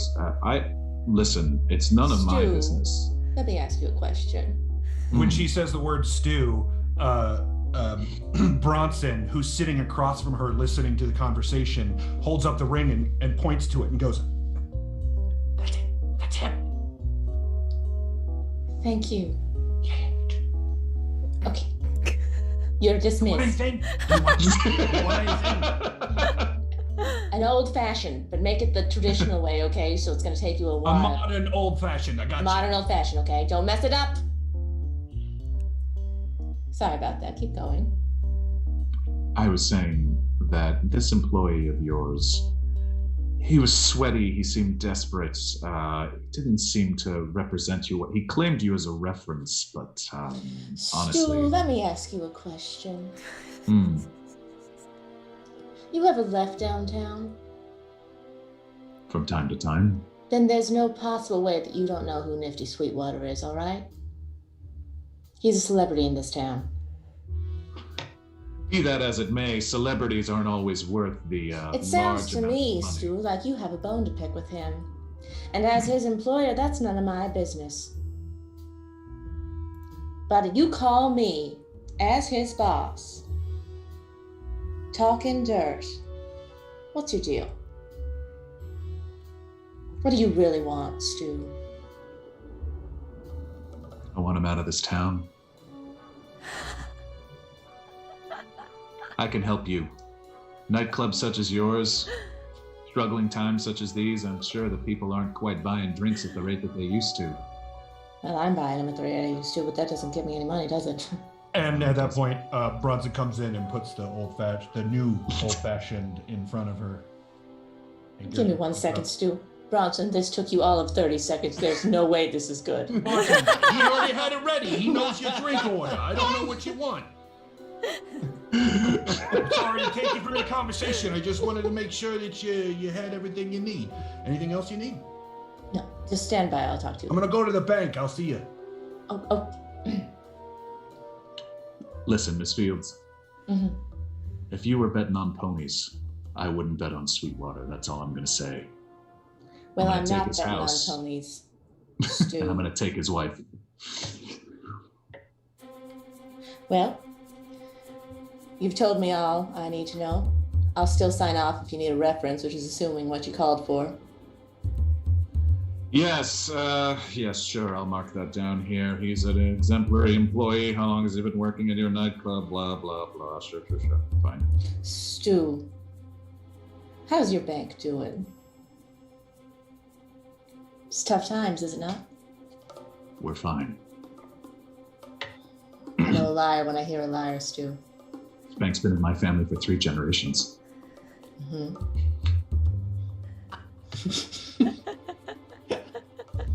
Scene. Oh my God. All right. So Wait. So that we had a mixed. Yeah. We had mixed thumbs up and thumbs down. I think. I think it went bad for old Stu. Yeah, I agree. Cherry Fields lays That's right, waste. it's Stu's. It's Yeah. Stu's. I got confused. Cherry What owned scene it him. was. I was giving a thumbs up to Katie's performance. Oh yeah. And a thumbs down for Stu's. For Stu's, yeah, illustration. for sure. Yeah. For Stu. Fine. How's the dice working out so far? Jessica, what do you have? I have 1 white. Oh, I'm gonna give you this black die then. Oh, For come sure. on! I'm not gonna get a say in the tilt. Thank you. Oh, Thank you. No, it's okay. It's okay. Okay, all right. All right. So, Jeff, you have the Yeah. last scene of the first act. Okay. So we're at the bank. Sheldon is leading Bronson into the back room where all of the high security boxes are. What are they called? Safety deposit box. Safety Safety deposit deposit. boxes are, yes. A high security safety deposit box. Right this way, Mr. Flats. I'm sure you'll enjoy all of the very high security, and I'm happy to demonstrate how all of these boxes work. And in fact, here's where we would keep and he pulls out a big set of keys, and he opens a box, and this one we could use, of course. It would be fine. You brought, of course, the ring. Oh, yeah. And Bronson pulls out the sapphire ring and says, "Now, you can't tell anybody this is in here. Of course. Very not. important. Of course not. This is my grandmother's engagement ring. And Oh my goodness. I don't want it to lose, It's worth about $4,000, but technically it's probably more like 20,000. I'm just saying." That's quite a swing, and I'll take your word for it. I know, of course, the sentimental value is priceless, which is in fact why I would like to offer you not this safety deposit box, but a very special one that we reserve for only the most high security things right over here. And he unlocks this triple. It's just a trash can. It's an incredibly sophisticated section behind the back, and he opens it up and he goes, "Right this way, Mr. His face goes ashen white. You all right there, pal? It looks like you've seen a ghost. He pulls out a folded piece of paper. He unfolds it and looks at it. I'm sorry, Mr. Flats. I think we may have to cut this meeting short. Oh. And he ushers Flats out of the room and puts the paper down. And as he does, the camera follows his arm to where he holds it slack near his leg. And just as the camera fades to black, we see the bank leveraged for $300,000. Scene. I was riveted by that. I didn't even vote on that one. I didn't vote either. Well, I think it went Thumbs up. poorly for I mean, it went Jeff's poorly for him. for He kind of did it to Tilden. himself. So Yeah, Yeah. that's true. Yeah. So you get a Okay. black die. Who are you gonna give it to? Thumbs up for acting. Thumbs down for Yeah. result. I'm gonna give my black die to Ron. Nice. Okay. Nice. All right. So The inventor of the modern old fashioned. Katie. You made this in 30 seconds. there's no way it's good. Okay, so It's that whiskey and a concludes splash of sugar. Act 1. We are going to take a brief break, 10-15 minutes, and then come back and do the tilt, and then launch into Act 2, where some crazy stuff is bound to begin to happen. So please stick around. And we still got to get to the weapon. I'm excited for the Yes, weapon. we have some Oh. objects and And I gotta get locations to the that haven't been untoward acknowledged thing yet. that Jeff and I share. Yeah. Thank gosh. You have so Okay. much. I So know. juicy. All right, guys, Okay. we'll see you soon. Stick around. Bye.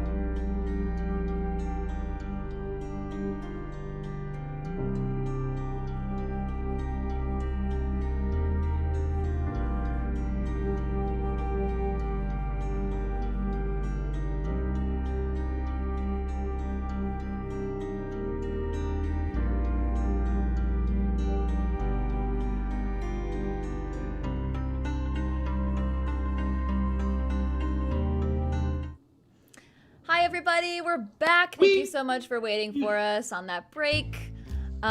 We actually had a suggestion from chat over break. Vosh Voyager said, I wanted to offer Cherry on Top as the club name. Oh my God. It's so Pretty good. great. It's so good. And that's the name of the movie now, too. Yeah. Yes! Cherry on Well, we'll top. find out if she does end up on top in the end. I think she will. Yeah. She seems pretty. Fast forward 6 months, Cherry drives a car into the night holding a ring, Turquoise laughing. convertible. A pink Throws a Cadillac. scarf. Let's not give the movie away, Jeff. Cherry and champagne. Well, I was telling these guys when I was introducing them to the game, the last time I played Fiasco, we started the movie with the last scene of the movie, so you can definitely do that. That's cool. Wow. And try to get there. Ours was more focused on like scientists and aliens, so it was a little harder to keep track of it. That timeline was hard to keep track of. Ours is all about money and the fact that we don't understand how banks actually work. Yeah. How dare Very you? true. I know things about banks like interest rates and mortgages. Loans. Yeah, there's definitely Collateral. deposit boxes. Yep. Banks have in the those. back room. Yep. Totally. Bank stuff. All right. ATMs in 1936. Does everybody have their Tilt PDF pulled up? Yes. Okay, so I'm gonna show the chat what we're looking at here. Okay, so this is the Tilt table. So only 2 of us will get to pick what happens. So take your die and subtract the lower number from the higher number. If you have multiple die, add each of a like kind together and then Do we do roll it, subtraction. or is there a specific number? You're just on removing die, right? You're getting Oh, fewer sorry. die. Yes, you roll them. You roll them. Okay. Oh, you okay. roll them. Yeah, you roll them. All right. Crucial Cool. step that I did not say. I was like, how do we know the number? Yeah, I was like, What do you mean? Just pick a number, any choose- number. I choose I was two. I worried- choose two. I was worried that you had told us and I didn't. I was like, Yeah, I have that's 2 right, glass buddy. dice. Okay, so for example, I have 2 die. I have a black 3 and a white 1, so that leaves me with 2 2. black. Okay. And we're looking for whoever has the highest of either side of white and black. I have white 1. I have 9 white. Whoa! You have Wow. 9 white? I rolled really well. Wow, Jared. Okay. I have 3 white. 3 white. Okay, well he's higher than you. Who has the highest black? Ron? I have 7 black. Oh! I have 5. Whoa! Okay, Jerry so on Katie and top. Jared. We're like cherry bomb. Nicely done. Nicely done. Okay, how so does this work? take a look at the tilt table.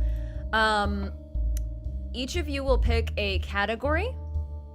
Okay. You can pick, the way that we're playing this game today is a little bit different. I'm just gonna say pick whatever you want. Usually there's dice involved. And then you will swap and pick an element from each other's category. Okay, and everybody else, we're gonna note this down because it will Okay. affect Act 2. Amazing. So go ahead and pick whatever you want. For your categories first. Do you have one, Jared? No, I need to pick 2 categories because I have 2 dice, or just one category. Nope, just pick, for right now, the first step, just pick a category. And then Katie's gonna pick the element within that category. Oh, I feel okay. like- And then Katie's also gonna pick a category and you will pick the element within that category. All right. I'll pick innocence That's exactly what I was thinking. Yeah. Okay?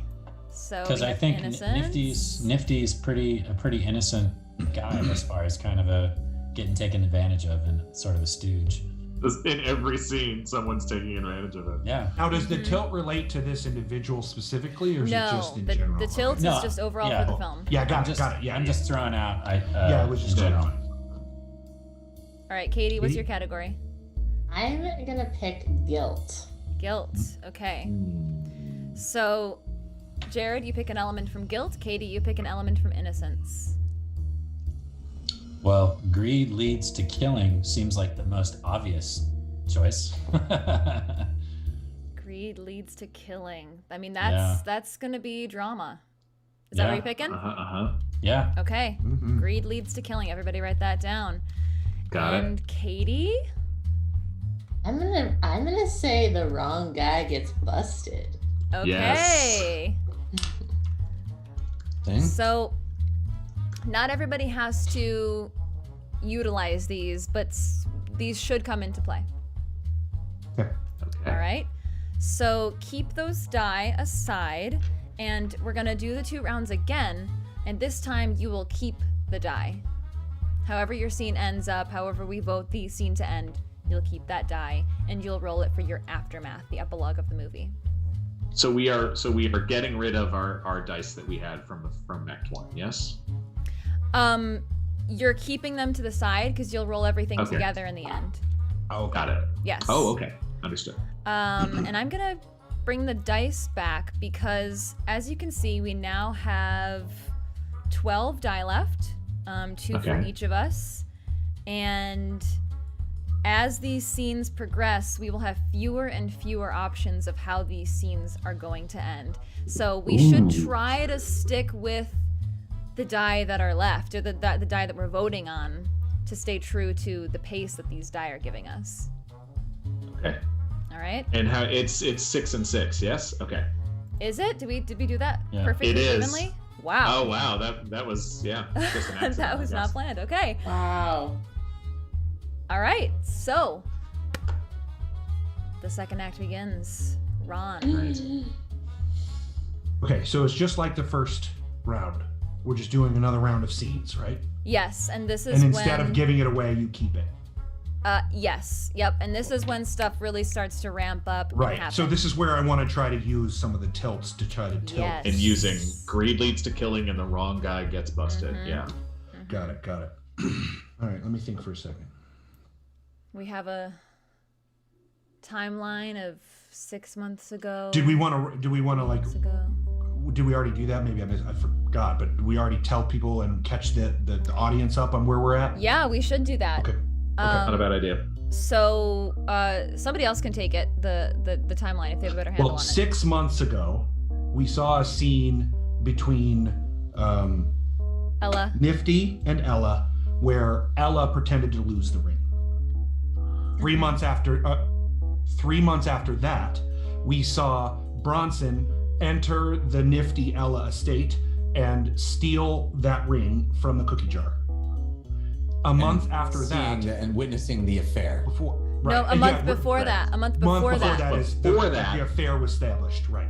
So a Yeah. month before that, the affair between Ella and Sussman was established. Instigated, yep. Right. They meet at the department store. Right. So Yes. Bronson then breaks into the Shifty's home, takes the ring, and witnesses the affair. Then we show up. We see we started with Bronson and Cherry conversing, and Cherry was telling Bronson that he's either going to get promoted or die. So things happened, and so now we know. I've lost where we are. Well, we also Anyone have else wanna the pick up banking element here. Right. We have 2 bankers, one of which was invited to the club at the beginning, which was Mr. Steele. It appears that I have marked Mr. Steele. Bronson has marked Mr. Steele for hustle. We also were introduced to Nifty, who is a singer, maybe beat poet. And he wants Mad Cash. Right. He wants Mad impress Cash because he's trying to get Ella back because she lost the ring and she blames him. Mm-hmm. He lost the ring. We have also met Sussman. Sussman has a drinking problem or something that's hanging over his head. It looks like it's leveraging the bank for something. And right as we wrapped up, Steele discovered that the bank was leveraged for a certain amount of money, which I have not written down. And he had wanted to buy the most expensive necklace at the store earlier. Right. Mm-hmm. Right. So, Cherry has also been in conversation with Mr. Sussman about Shifty and a loan. Nifty. And Nifty. Shifty. Nifty. That's my other character. My other character, Nifty. Fair. This is Nifty. Fair. Yeah. Am I missing anything? There was also a moment there where Cherry made it seem like she was going to be able to possibly massage something so that Nifty could get the money that he needs to get Ella back. Yeah. Right. Which is why he ended up at the bank in the first place. Mm-hmm. I don't know if anybody caught that. And that's why I. And she had that conversation with Sussman. Yeah. Right. Because and said, I'll sign Stu, for it, but Stu's acting sus, and Stu is Right, very but sus. That at Stu the very is- least Stu is is trying- established. Stu is trying to ruin Nifty because he's obsessed with Ella, but also kind of desperate himself and wants very much to impress this beautiful French woman. Yes. And Mr. Sheldon Steele is just some proper Britishman that's been mixed up in all of this. Yeah. Sheldon! That means you're getting blamed. An international cast. Okay, so okay, I got it. Okay, so I got a scene. Great. The scene opens back up on the bank as Mr. Steele ushers Bronson out of the bank with his ashen face, as he mentioned. And just as they exit the vault, in comes Nifty. Bronson has not yet. Steele has the ring in his hand as he comes out of the vault and the note in his other hand. And as they come out, Bronson makes eye contact with Nifty and looks at Mr. Steele. And as Nifty walks in and eyes the ring in Mr. Steele's hand, I will note, everybody, innocence, the wrong guy gets busted. Bronson says, Nifty just punches the banker right in the face as soon as he sees the ring. Where did you get that? Mr. Sweetwater. That's my ring. That's my ring. I saw him with Ella. I grab onto him and start wrestling with him, trying to pull the It ring is my away from duty him. to preserve its safety. Punch It him has in the been gut. entrusted to me. Punch him in the gut again. Bronson grabs on Nifty and I'll pulls him kill off. you. Pulls I'll him kill off. you. We pride Don't ourselves get out on of here, security. Nifty. You're not stealing I'll be back. I'll be back. You pencil neck. And he gets into a cab and throws money at the cab, and the cab driver drives off. Mr. Flats. In Is it broken? Oh. Is it broken? No, I think you're gonna be all right. Here, let me. And he presses on his nose. Oh yeah, it's broken. Yeah, it's definitely broken there. Hold on 1 second. I'm gonna put it back in place there for you. And he snaps his nose into place. Oh! I never done that before. That sounds gross. And you dropped a couple of things when that guy hit you. And he bends down, and Bronson picks up what looks like the note. It is the note. He picks up the leasing note and reads what's on it and hands it back to Mr. Steele. I got into banking specifically to avoid situations such as this. Yeah, well, he can be a bit of a hothead if you didn't know. I was such a fan before today. Yeah, I'm so sorry. I'm gonna have to talk to Cherry. I don't understand what that was about. A voice of gold and hands of pure lead. Oh. Are you gonna be okay, Mr. Steele? Sorry, I'm quite flustered. Can you please, my partner Stu is around here somewhere. Can you please, Stu? Yeah. Can I have the ring though? Can I? Well, I was going to place it inside the safety deposit box.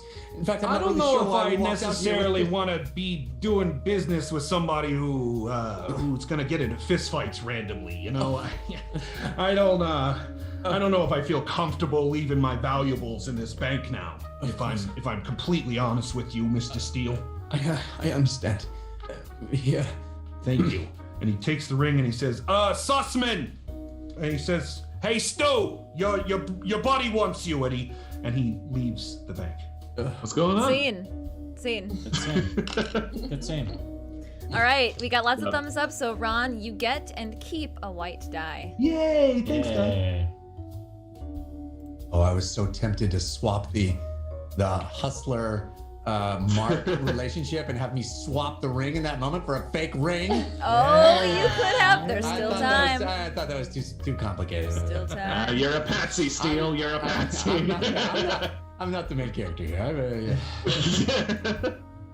Okay, we cut back to the club where Cherry is sitting on stage. Cigarette out, she looks livid. She is attempting to entertain the audience. She is clearly waiting for someone to show up for their act. Hey, put on a little dance for us, Cherry. Come on. I don't dance. You all know I don't dance. I don't sing. I will answer one question. Hey, I heard you used to dance 20 years ago. Where's the dance? That was on husband number 2. Okay? After husband number 7, I stopped dancing. After husband number 11, I stopped talking to most men. I got a question. Can we get a free round for this boring show? Free round! Yeah, we want a free round. Free round sounds great. All right, everybody gets a free round of sparkling water. I'm not upset about it. Just then the doors burst open and Nifty is standing there, but he's wearing his white suit. It's totally disheveled, and you notice that there's a blood stain on the front of his suit. And he's trying to wipe it off as best as possible with a hanky. Here's some seltzer water. We all got it for free. Hey, Thank you very much. Just starts getting handed. Everyone hands him their glass. You're a good man. Okay, so Cherry takes his hanky and dips it in the seltzer water, and he's trying to get the blood stain out. No Cherry stains tonight. Cherry, the guy who said this is seltzer water. What's your name? Phil? You got a great face for it. Come over here, Phil. Come over here, Phil. Oh my. Yeah. Phil. Yeah, get up there, Phil. Come on, Phil. Hello, everybody. I would like to introduce to you Phil. Phil, Slick Hey, Man. where's Nifty? Where's Nifty? Phil Slick Man. What's your last name, Phil? Gorbenberg? Phil Slick Man Johnson. Okay, Phil. Come up here. Okay, you ever hold a microphone before? No, never. Okay, it's great. What you're gonna do some physical comedy, okay? You're gonna What is this, amateur night? You don't know what to do with this, okay? I really have expected I want you that. this is what I want you to do. And I'm an that this accomplished is singer, okay. but I'll try to do physical comedy. Phil, you can sing? No, I'm not trying to do physical. He hits himself with the microphone. The crowd loves it. Woo! We want more! Yeah, hit yourself again! Hit it again! Cherry is livid as she eyes to Nifty to meet her in her Nifty office. grabs a bottle of whiskey and he nods and he heads to the office with you and the bottle. And you can see he's shaking, like he's obviously very, very distraught. And he just starts pacing back and forth inside of the office, taking swigs off of Listen, his Nifty, I know that you are my headliner, okay? But that does not mean that you just get to come to work whenever you want. I could fire you. I could kill you. She lied to me. Oh, good. Or if she didn't lie to me, then somebody stole it. Somebody stole what? The ring. It was some pencil neck pushing British Ponzi guy at a bank. Was holding it in his hand and he wouldn't give it to me. And you know who was there? That big bouncer guy. What's his name? The guy that works the front door. Bronson. Yeah, that guy. He was there too. You don't think he was in on it? I'll kill him. I'll kill them both. Bronson's not in on it. Bronson, the inventor of the modern old-fashioned. No. I don't know what to do. I don't know what to do. You got a gun? Yeah, I got a gun, but I also got a brain, okay? Which means the gun is not gonna go into your hands. I gotta do something. I gotta get that ring back. You know what you gotta do? You gotta go on stage and save this club because that guy is giving himself a concussion with a microphone. Cut to. Phil, please stop. Phil, please stop. Scene. That bad of a show, honestly. Okay, so that went well for Katie. Katie, you get a white die and you keep that white die. Amazing.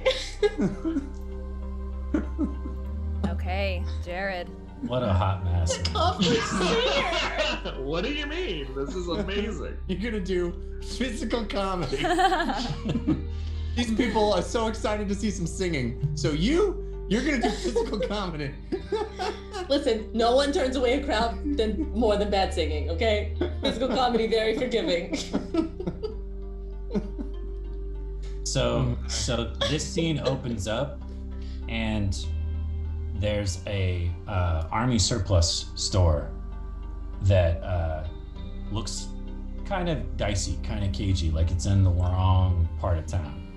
And a taxi cab pulls up, the door opens up, and a man in a now dirty, stained, all white suit steps out, looks around to see if anybody notices him, and then he steps into the army surplus store. When the door opens, you hear, "Yeehaw! Welcome to Guns and Gams. What can I do for you?" Yeah.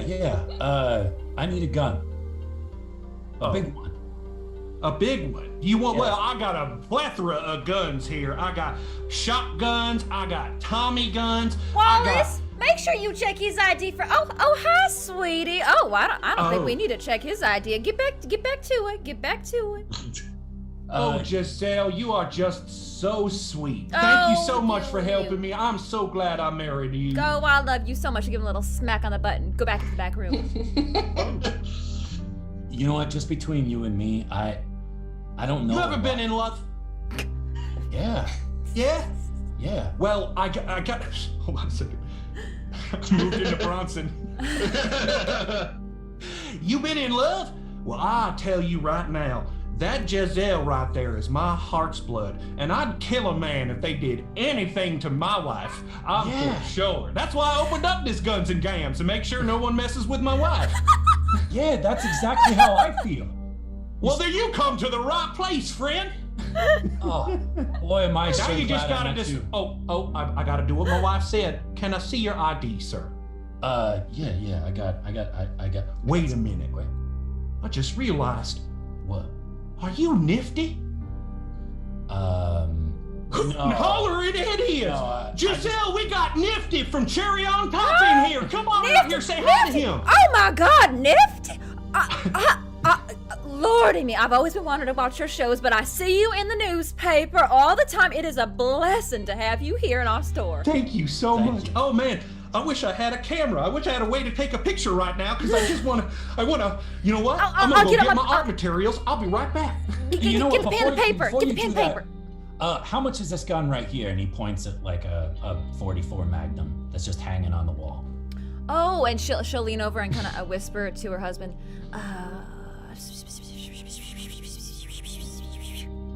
For you, Nifty, we'll say.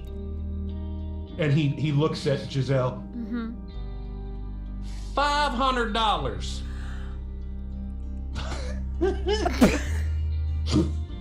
Can I put it on layaway?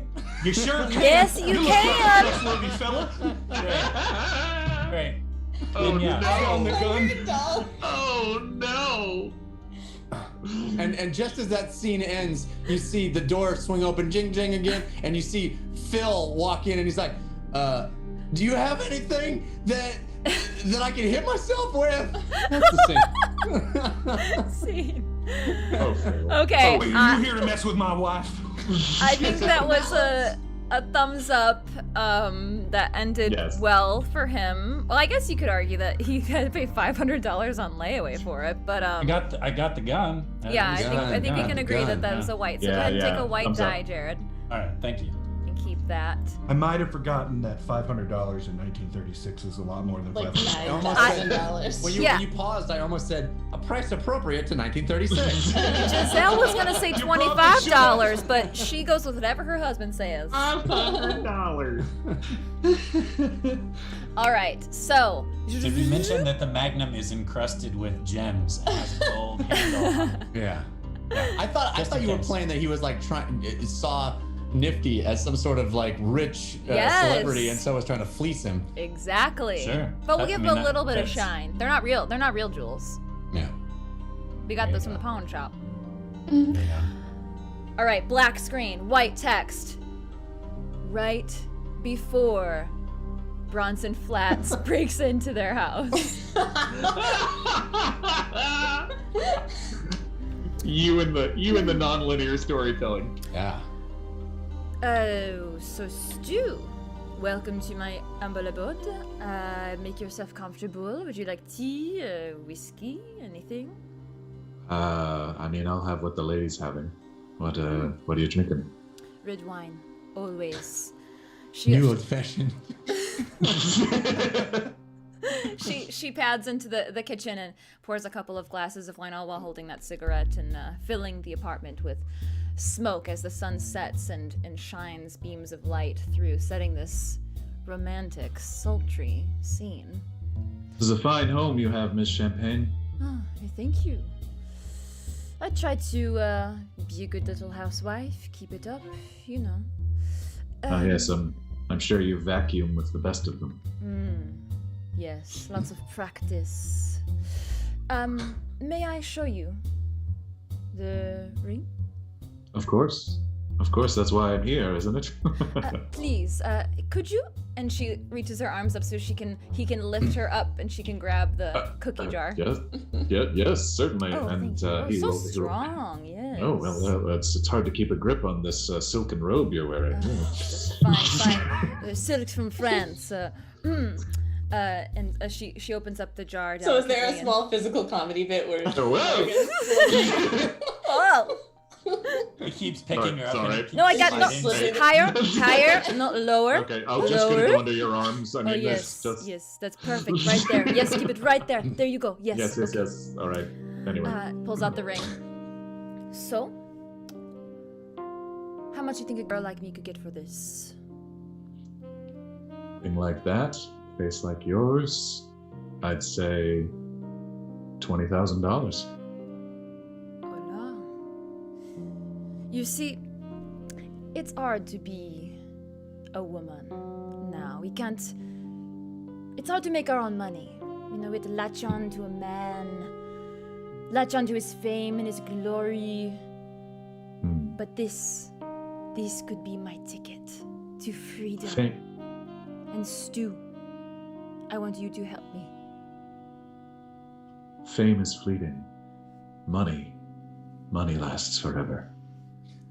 My kind of man. She grabs him by his tie and kisses him on the mouth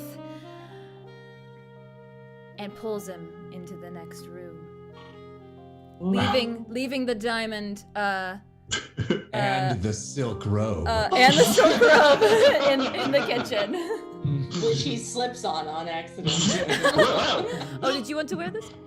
I wanted it is very to nice. have the scene be him being like, and she's like, little bit, almost there. I got it. And then we cut to Bronson sitting and listening to all this. One detail I forgot to. We have to put this back in the cookie jar and put it back up there because things need to make sense. Okay. Yes. We do that. Security is tantamount. Yes, Yes, must so hide it. paramount. Must hide it. Okay, come back. Yes, Come back yes, here. yes. No. Oh yes. All right, so scene. So that ended well or bad for me? I mean, feel well. bad. Okay, well. I don't know. She has to get it on with Stu. Well, she got some, and she got the appraisal. Dude, man, what are you talking about? How dare you!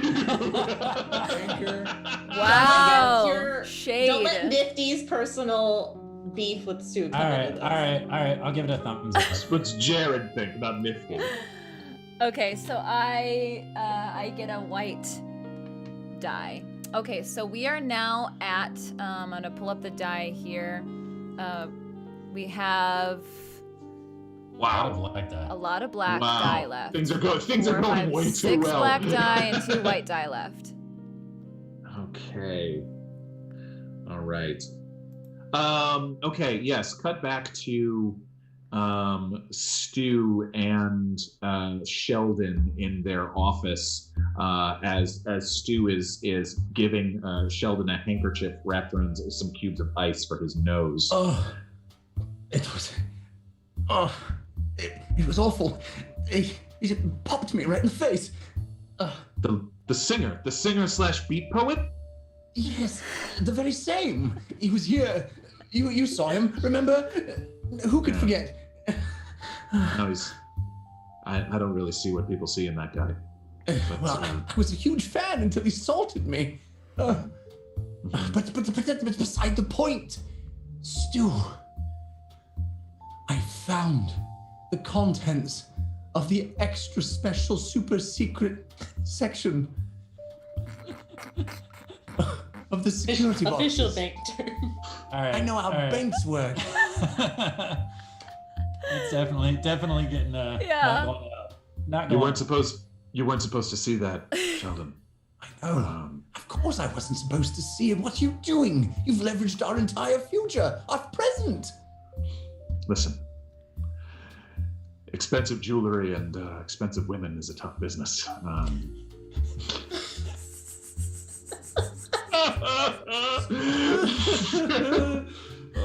Stubert. Can I call you Stubert?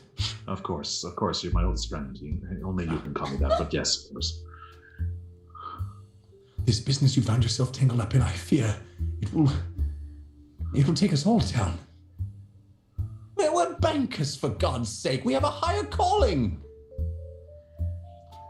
Sometimes a man needs to turn away from the higher callings and turn to the baser things in life. Things like revenge and things like taking what's his. Sheldon, you're a good man. But if I'm not back in the morning. Yes? You What do I do? You If you're not back in the morning, yes? Right. If I'm not back in the morning, you can What do I do? What should I do if you're not back in the morning? You can sell my desk. I don't know.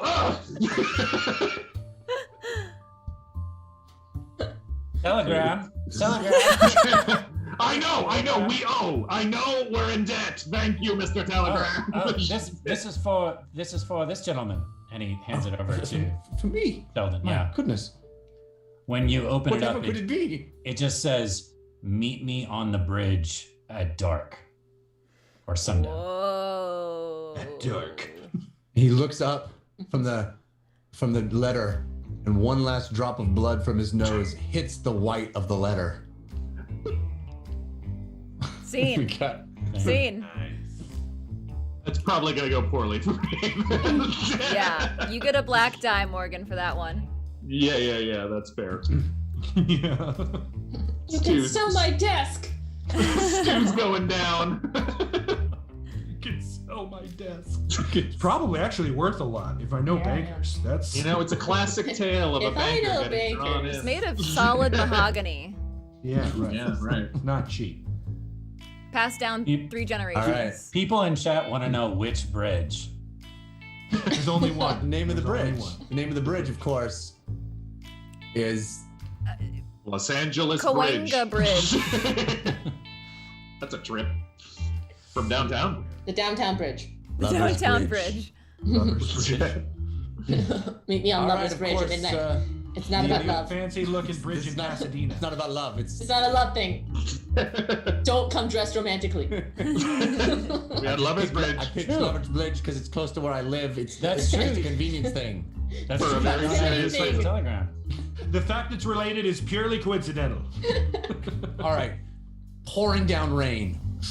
It's just coming down in buckets. In LA. Huh? It's 1930. It's 1936. 1936, The so weather yeah. was different then. 36. Okay, sorry. Yellow cab pulls up to the edge of the Lover's Bridge, and you see Classic Sheldon. LA location. Sheldon Steele lean forward to the cabbie. This is where I'll get out. Door opens. Undoes his umbrella. I don't forget pouring the down tip. rain. Yes, of course. There's $1 I saved going into that club. Cheers, mate. Beginning of it all. Then he goes out into the rain, closes the door, and stands looking out. There's fog and rain. Sure. Every bit of weather. Hail. Just as the cab drives off, a silhouette of a figure in a raincoat steps out from the darkness into and underneath one of the overhanging lights. Hello, you there?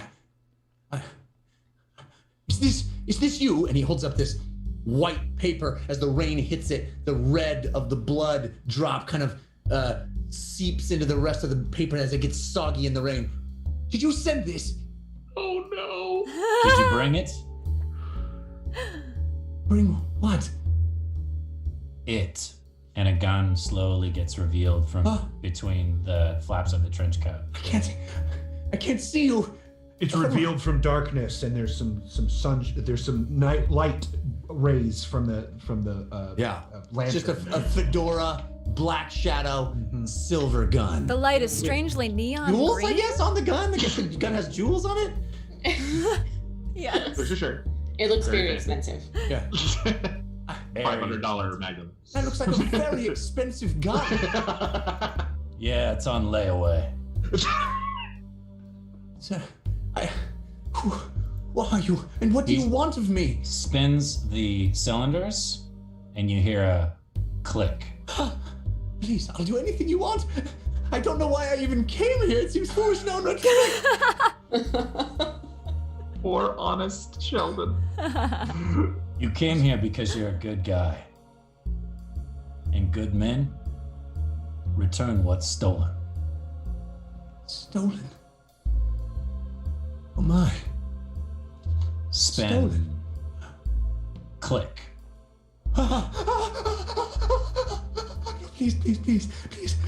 Please don't keep pulling the trigger.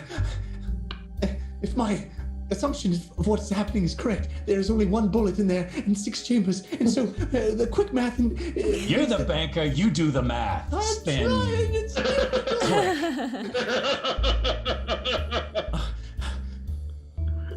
don't have anything stolen. You must be thinking of my business partner. He's leveraged our entire futures. He's They're stolen on everything us. from me, from both of us. He's done it all. Your business partner. What's his name? Sussman. Stubert Sussman. Huh. It all makes sense. Bang! The gun goes off on accident. No. Oh. Sheldon. It's okay. I'm all right. And then he stumbles and falls off the bridge. And- Yes! Yes! Oh my god. That is the best death ever. The body plummets and you just hear a splash. And then you hear, it's all right. I think I survived the fall. And then a shark eats him. Shark in the LA River. Sharks, man. LA Shark Rivers. LA Sharks, they're the worst. In the end of the scene, you just see you pan over and there's one couple on Lover's Bridge. You're like, sweetheart, Yeah, babe. Yeah. can we leave now? Yes, darling. Cover your eyes. And walk in the rain and fog? Hold me close. Okay. As the scene fades away, there's a billboard that says, "Guns and Gams. You can have one if you ain't messing with my wife." All right, so Jeff, you get a black die. I think that worked out poorly. I feel so Sorry. bad. Sheldon. I feel so bad. So we're now at 4 black die, 2 white die. For the rest of for the final act of this movie. Right. All right, Ron. Start to bring it home.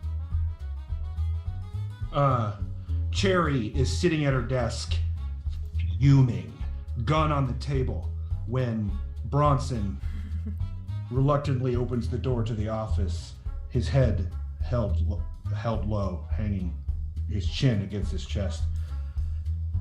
I'm guessing you called me. What did I tell you about eye contact? Oh, sorry. I'm guessing you don't want to promote me. Hey. Why is that? We got a problem. I gathered that from what you said prior. Yeah. I got the ring, but I can't find Steel, and I don't know where Nifty is. My plan has gone. It's gone bottoms up. It's ironic since it's called Cherry on Top. I'm sorry, Cherry, and he puts the ring on the desk. I would beg for my life, but I feel like that means you wanna probably kill me more. Tell me how to solve this. I don't know what went wrong. How was I supposed to know he was just gonna walk into the bank? Well, it's my own fault. Trying to mess with love. I've learned this lesson so many times. 11 times. 11 times. To be exact. This is number 12, and number 12, it doesn't sound as good. It's a baker's dozen. It's a baker's dozen. It's terrible. No, it's a regular dozen. Okay, the next one. Okay, this is a regular dozen. Do one more, it would be one more baker's dozen. I'm okay with that. Okay, this one is a regular dozen, and it's boring. Well, what are we gonna do now? How do we solve this? How are we gonna get the money we need? Hey. First step, you take a breath. Oh yeah. Good job. That's good. It's okay. Now what we do is we move to Plan B. Plan B, which really should always be Plan A, which is you go to the ladies. Okay? You mean Ella? You mean Ella, or do you mean like the Bordeaux down the street? I'm not. You said the ladies. I'm just. Okay, I'm gonna make it very clear for you. Okay? Please, yeah, please. You get Ella. You'll bring Ella here. Okay? You tell her. Okay, yeah. Cherry said it's time. All right, yeah, it's time. And he goes toward the door and he goes, That's all you gotta say. Just it's time. She knows the rest of it. Okay? Oh, okay. I'm not gonna have to like knock her over the head and like bring her in. She's gonna come willingly. Listen, what I'm telling you expresses that Ella and I are in on this together, okay? Oh, and when that makes so much more sense now. Yeah, I didn't put two and two together. Okay, don't talk to anybody else. All right. I want to make that very clear. It's you go to Ella, you tell her it's time, you come right back here, okay, and you sit in my office until I tell you otherwise. All right. Well, I do have to drop off some laundry. Is that okay? Can I do that before it?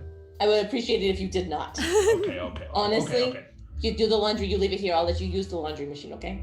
Oh, thank you. That's very kind of you. You know, one time, it's a one time. Don't get used to it. Okay, I won't. What were you gonna say? You want a new old fashioned before I go? There's no time. Go. Okay, I'm going. As he opens the door, you hear uproarious laughter and a guy on stage hitting himself in the mouth. You really gotta hire this guy. He's hilarious. I agree. You know what? I gotta tell you one thing. He's gonna be our new headliner. All right, so that ended well for Ron. So Ron, go ahead and take a white die. Thanks, guy. Yeah. Boy. So, and there are now. There are 4 black die and 1 white die left. Wow. 1 white die left. A lot of bad stuff's gonna happen. A lot of bad stuff's about to happen. A lot of bad stuff. Okay. Everything was going great in the first half, and then it's now all going terribly. All right, so Katie. Okay. You see Cherry. It's pouring down rain, fog outside. You see Cherry walk up to an apartment in an okay part of town. She sighs, puts out a cigarette, stomps it out, takes a deep breath, and she walks into the apartment building. you see as she passes by a little nameplate on the mailboxes, and it says, Nifty. Just says Nifty on one of them. And then it cuts to her hand, a light tap on the door. Open up, Nifty. I know you're in there. Go away. Let me in. I did a terrible thing, Jerry. I know. How do you know? I just did it. I know what I think you did. I don't know. This is real bad. And the door slowly opens. And you see that he's just like totally disheveled, wearing scraps of his suit at this point. Nifty. I don't know who you did it to, but I know you bought a gun. Yeah, I did. It's in the dress. Be high up in this town. You gotta be connected, okay? If a gun gets purchased, I get notified. Are you in the mob? I don't like to call it that. I'm in the nightclub business. We specialize in singing and physical comedy. There's nothing sinister. Necessarily in that order. We flashback briefly to the conversation between the Guns and Gams guy's wife and Cherry as she lets her know that a gun was bought in their store. Did you talk to Cherry yet? Did you call her? Sell Ralph over to Cherry's right away. You know what she does if you don't tell her right away. I don't want to bring it down on my Change house. nationalities. Back to present. Oh, I forgot I was Southern. I love it. That's what if you do your talking to. Too many accents. Go tell Cherry. Go say Ralph. Oh yeah, I'll make sure to call her right now.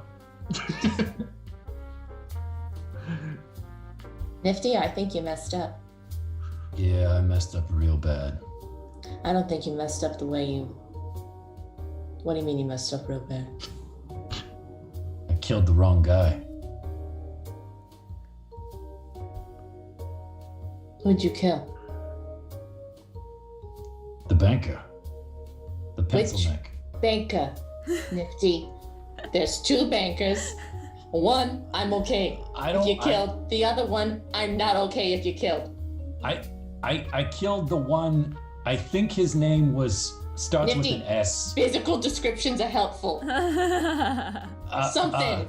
Okay? Color of eyes. Hair color. He was skinny. He had, he was, Nifty, let me try it. English. Hold on. Nifty. He was English. Sing it. Why don't you sing it for me, okay? You're better with singing. Doobie doobie wah. Silly British guy. No, Nifty. Shooby-dooby-doo. What? Not him. Yeah. But you know what? I think Ella knew. I think Ella was in on it. I think she gave the ring to the other banker. Yeah. Yes, she did, Nifty. How do you know all this? You don't last in this town long, Nifty, if you don't know everything. If you're a woman in 1936, I'll tell you two things. $35 is worth more than you think. And people don't respect you. Oh my God, so good. So in order to get respect, you have to get power. And that's what I have. And unfortunately, you no longer have that. You got your love, got mixed up with this, got in the way. And now you know too much. And I can't have that. You were a good employee, Nifty. Oh. You were a real good employee. People loved you. And I hate to replace you with a physical comedy act. I hear slapstick is the new big thing. Hey, Nifty. You got whiskey here? Yeah, of course, in the sidebar. You make me a drink, why don't you? Sure, Cherry. And as he turns around, she's just gonna shoot him right in the back of the head. Oh! Oh my god, I almost edited you before you did that. Oh.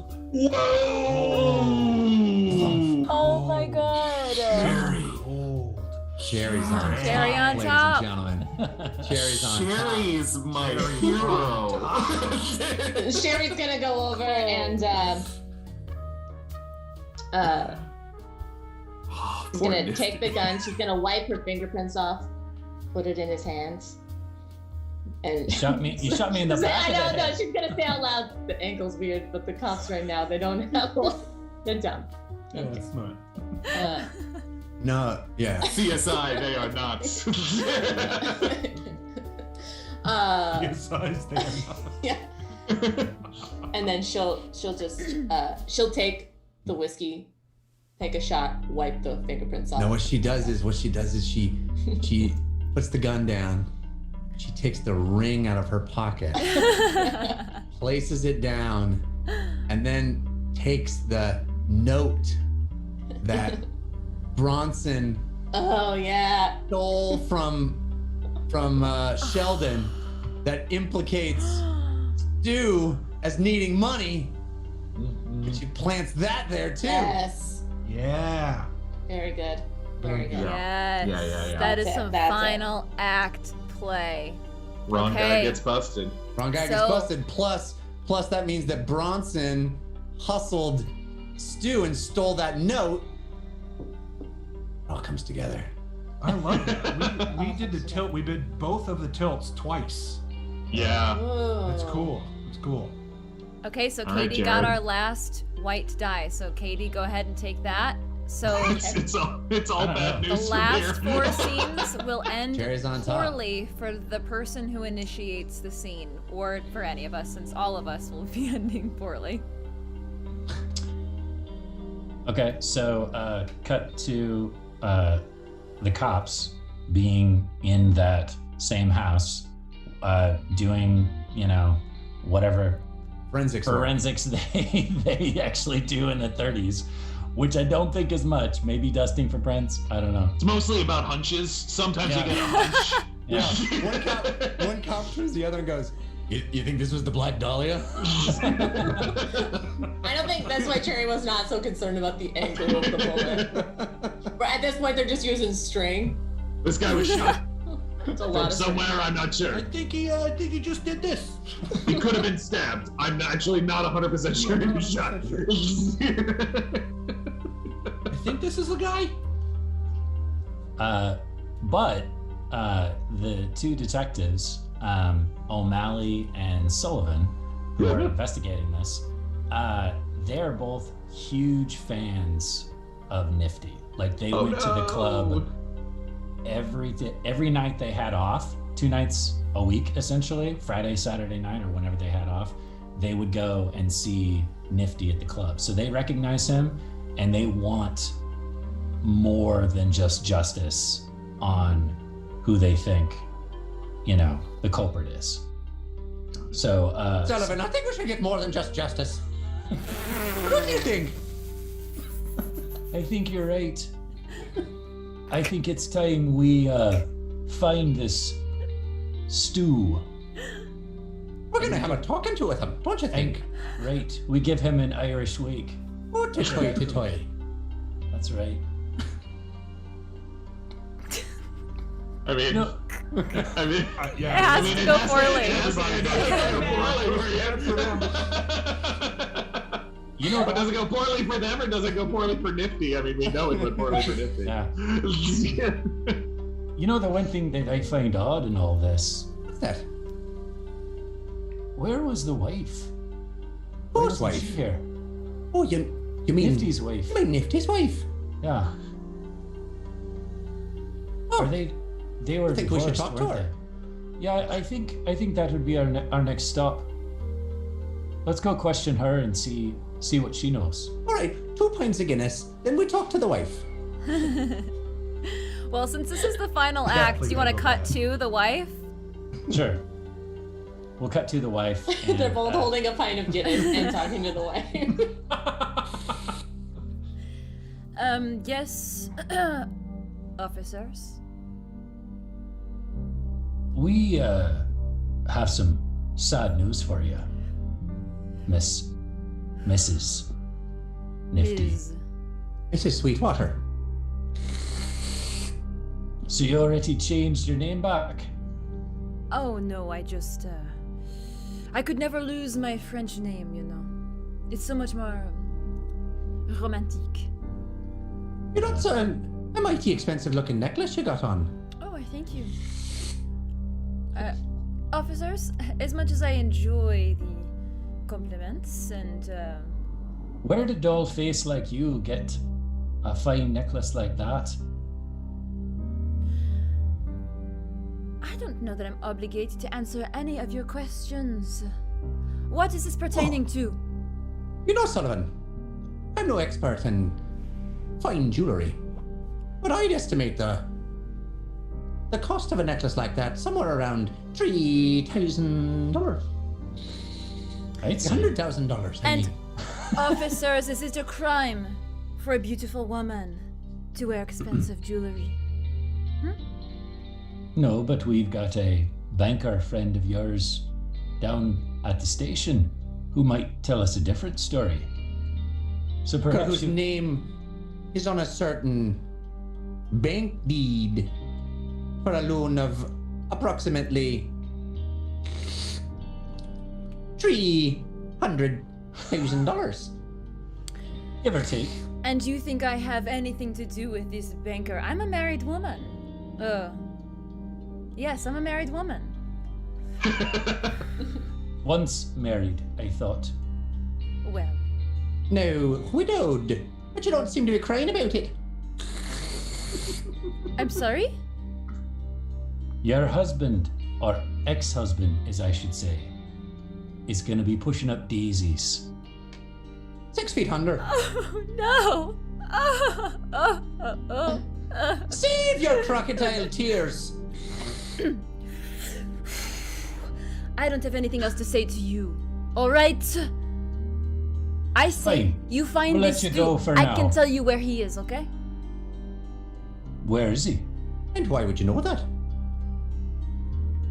I have connections. You can find him at Bullock's Wheelshire department store. He frequents it every Wednesday at 6 p.m. Looking at jewelry for his maman. Don't be going anywhere. Stay Don't right be where you leaving are. town. Cut to the department store. I mean, these are the most expensive necklaces we got, sir. We don't have any more expensive ones than this. No, I know. But you see, my mother, she has very expensive taste. I mean, I gotta say, you got one lucky mama. Also, if she's old, this one's real heavy. Like, it could hurt her neck. Yeah. Do you have a payphone? Do you have a payphone here in the department store? Oh, Hey, yeah, if you just- Sussman! And outside the department store, you see Bronson standing, his hands in his pocket. I want to talk to you. That man wants Sure. to talk to you. Thank you, miss. Thank you. You're always very helpful, even though I come You here. gotta give me that necklace back, sir. That's very expensive. This one right here. Hey, what's that over there? And I run. Good lord, men are dumb. Dolly, do you see those coppers walking in the door over there? As falling apart in the third act. No, Stu has nothing to lose at this point. Just You guys as running in. Stu bursts through the I was- doors to escape out the back, O'Malley and Sullivan are getting out of their cop car and walking towards the door. Wait, hang on, I have something even better. Guinness. I have something even And they're better. looking right at Stu. I really appreciate you driving, Sullivan. I'm in no condition. Wait, I have something even. I have something similar, but just slightly better. Is as you were leaving Ella's house, still holding your bike, finishing it, I run out of my car with the necklace, running towards Ella. Ella! Ella! It's me, it's Stu Sussman! Stu Sussman the third from the bank! I'm outside, come on, Ella, we need to leave! Hello? Hello? Sullivan, you think we should get back out to the car? Did I say my name was Stu Sussman III? My name was Sheldon Steele. Without hesitating, O'Malley and Sullivan clock him across the side of the head with their club and haul him off in their cop car. Empty mugs. hitting him with the empty Guinness mugs. Ella! All right, scene. I don't know that ended with a black die, but you're getting it anyway. Oh yeah, for sure. Black die. Just got cops. Jared, take that black die. Yep, I got it. Okay. Oh wait a minute. Oh, that was all one. I thought we were ending everybody's. We still have 3 more black die to go. Oh my gosh. Okay. Right. But we'll make it quick. Okay, so Ella. So I've been arrested. Yes. Ella walks into she raps on Cherry's office door. I saw that coming. Come in. Cherry, Hello. ma chère. Ça va? How are you? English, please. How are Thank you you? for the Phantom. What I've is it been that you better. called me here for? We're on to Plan B. You may have heard by now, but I've had to take care of your ex. I did. Such sad news. Sad, yes, but you'll get over it. You were over him a long time ago. Look, I don't know what you know, Cherry, but things are not going very well for me right now. This is what I know. We need each other. He had taken out a large sum of money from the bank. And while you two are no longer technically together, legally you are. Are So you I not? have the rights to his bank account. You do? I like where this is headed. And I know where that money is. Well, the access to it. Why did you give him the ring? It's worth a lot of money. We could have used that. I did give the ring. Oh, well, how did he end up with the ring? He shot the banker. It went off the rails. Let's just say that. He got a whiff of something Knew it. and it went off the rails. We could have had both. But we have the money. Now we just have to take care of the banker. Kill him? I don't see any other way. Clean up afterwards, like a good housewife? And so you have lots of practice. Vacuum the blood. Oof. This is the thing. I have this strong feeling that this does not end well for me. And right now, things are looking very good. I kill my husband, I kill my lover, I get away with the top cherry of the city. Here's what is going to happen. Well, yes, I think everything is going to go fine for you, and I'm going to send Cherry Fields. Sheldon. Ella Champagne, please come out with your hands up. We have the building surrounded. 1 second. We'll take care of those.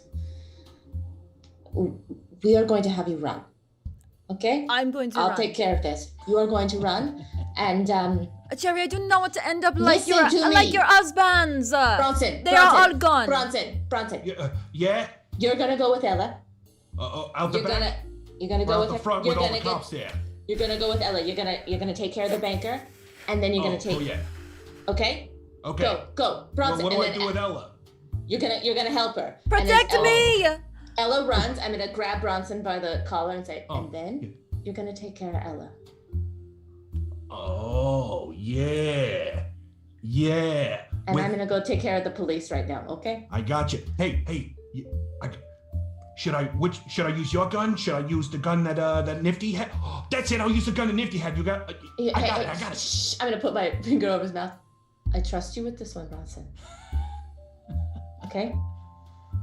I trust you. Looking like I might get promoted. Yeah. Okay, so now we run? Now we run. Come on, Ella. Ah! And then Sherry will just walk out with her hands up. Yampanya. Cherry on top. All right, scene. Scene. Okay, so I have a black Alright. die. All right. So how many Let's we have see. left? Two? Two black die left. Stu's been arrested. Yep. I feel like there's got to be like a courtroom scene almost. Ella's on the run. You gotta Right. sit up for the sequel, Jared. Come on, baby. Yeah, gotta give him something. Yeah, okay. I think Stu has his one phone call. And He calls his banking friend Sheldon. I'm gonna say no. I think he would make a Hail Mary and try to call Ella, but she wouldn't be there. Okay, how about this? We set the scene that it is it's back at Ella's house. That front door is hanging open. Bronson is sitting outside in the car, idling, waiting for her as Ella is hurriedly throwing her things in a bag, basically getting ready to run. And then the phone rings. Come And on, this is Ella. like- We don't have time for this. We gotta run. It's very late. It's very late. Hello? Ella, Where are you? Ella, is that you? I'm in jail. I'm in jail, I think. No! They think I killed Sheldon. I didn't kill Sheldon. I don't know what's going on, but you gotta get me out of here, Ella. We gotta get away. You and me. We don't think you killed Sheldon, by the way. We thought you killed Nifty, but we can add Sheldon to the list. Thank you very much. And then Shit. you're scribbling. Sorry about my language. All right. I guess we have to find the body for Sheldon now. I think I killed Nifty. How long? I think I killed Nifty. How long will you be there? Unless I can prove my innocence miraculously, I got no money to bail myself out. But you got that necklace I gave you, right? You got Yes, that sir. necklace. Of course. You can bail me out, and we can get away from here. Oh yes, of course I will. Just you wait. I know. I knew you wouldn't let me down. Look, I'll be I waiting. have to go. Goodbye. I'll be waiting for you. She hangs up and she picks up the phone and she calls Cherry. Oh, no. Hello? Cherry. So cold. Cherry, I'm safe. Stu is in jail. So either we leave him there to rot, or you find a way to get him out and kill him. This is the address. This is the police station. I know what the police And just station is. I do then not you know the hear address of the police station. a hammer of a gun. You hear the cocking of a hammer of a gun, and Ella looks to her left and feels the cold steel pressed against her temple. Mon Dieu! He takes No. the phone. He takes the phone from her. Is it time now, boss? Cherry! Yes, it's time. He pulls the trigger. Scene. I'm on the. Oh my God! All right. Black die, right? Come Final on, scene. bring us Yeah, out, black bring us out, Final Cannata. Final scene. Who's left for it to end? Weeks What are we later. for? Final scene. Weeks later. Sherry's office. Sherry sits triumphantly smoking. The events of the entire episode with Wearing Ella and expensive Nifty. necklaces. Yeah, and Ella and Nifty behind her. The door to her office opens. In walks Phil. What are you doing, Phil? Massive bruise on the side of his forehead.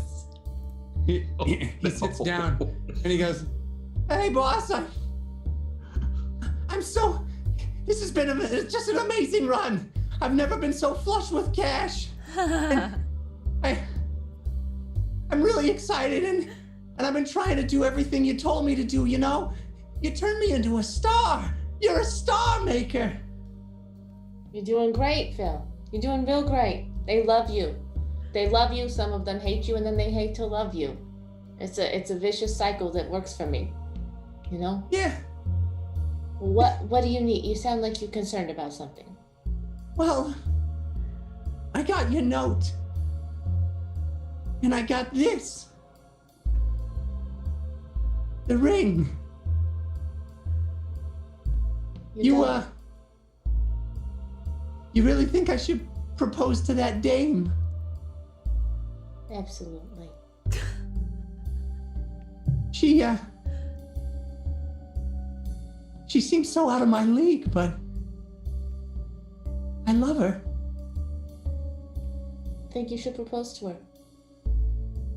I think it's gonna go real well for you, Phil. You're a sweet guy, and you're funny. Women love a funny man. Bronson enters the room. He's wearing a very nice suit. He says, Phil, you're up next. And he puts down a drink in front of Cherry. It's got whipped cream and a cherry on top. And he says, it's a new old-fashioned.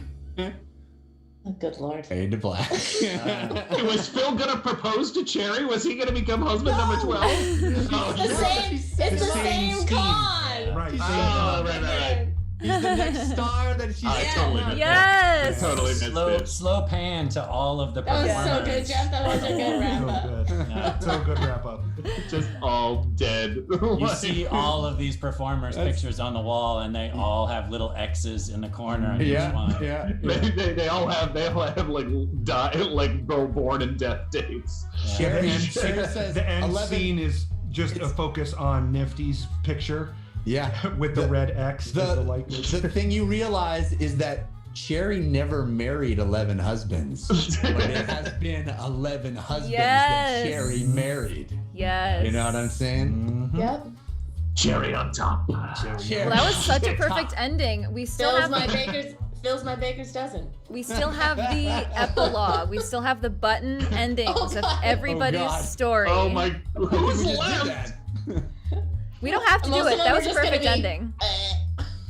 Let's see Let's just see play what it out. tells Be us. really quick. Okay, I so love it. I what you're know. gonna do is take your white and black die and roll them. Oh wait. Yes. Okay. And then subtract again the low from the high. Oh bad. Oh bad. I got 11 Hey. black. Ooh, wow. Okay, I yeah, got keep track of your 7. number. 7 black. I'm at 0, so Ella did terribly. She's gonna have the worst result on this table. Oh no. So Oh, whatever your result is, typically the black side is a physical result, and the white is emotional result. So I'm at 0, which I guess I just pick between. Oh, they're the same thing. This is the worst thing in the universe. The worst thing in the universe. This probably doesn't include death, since death would be way better than whatever this is.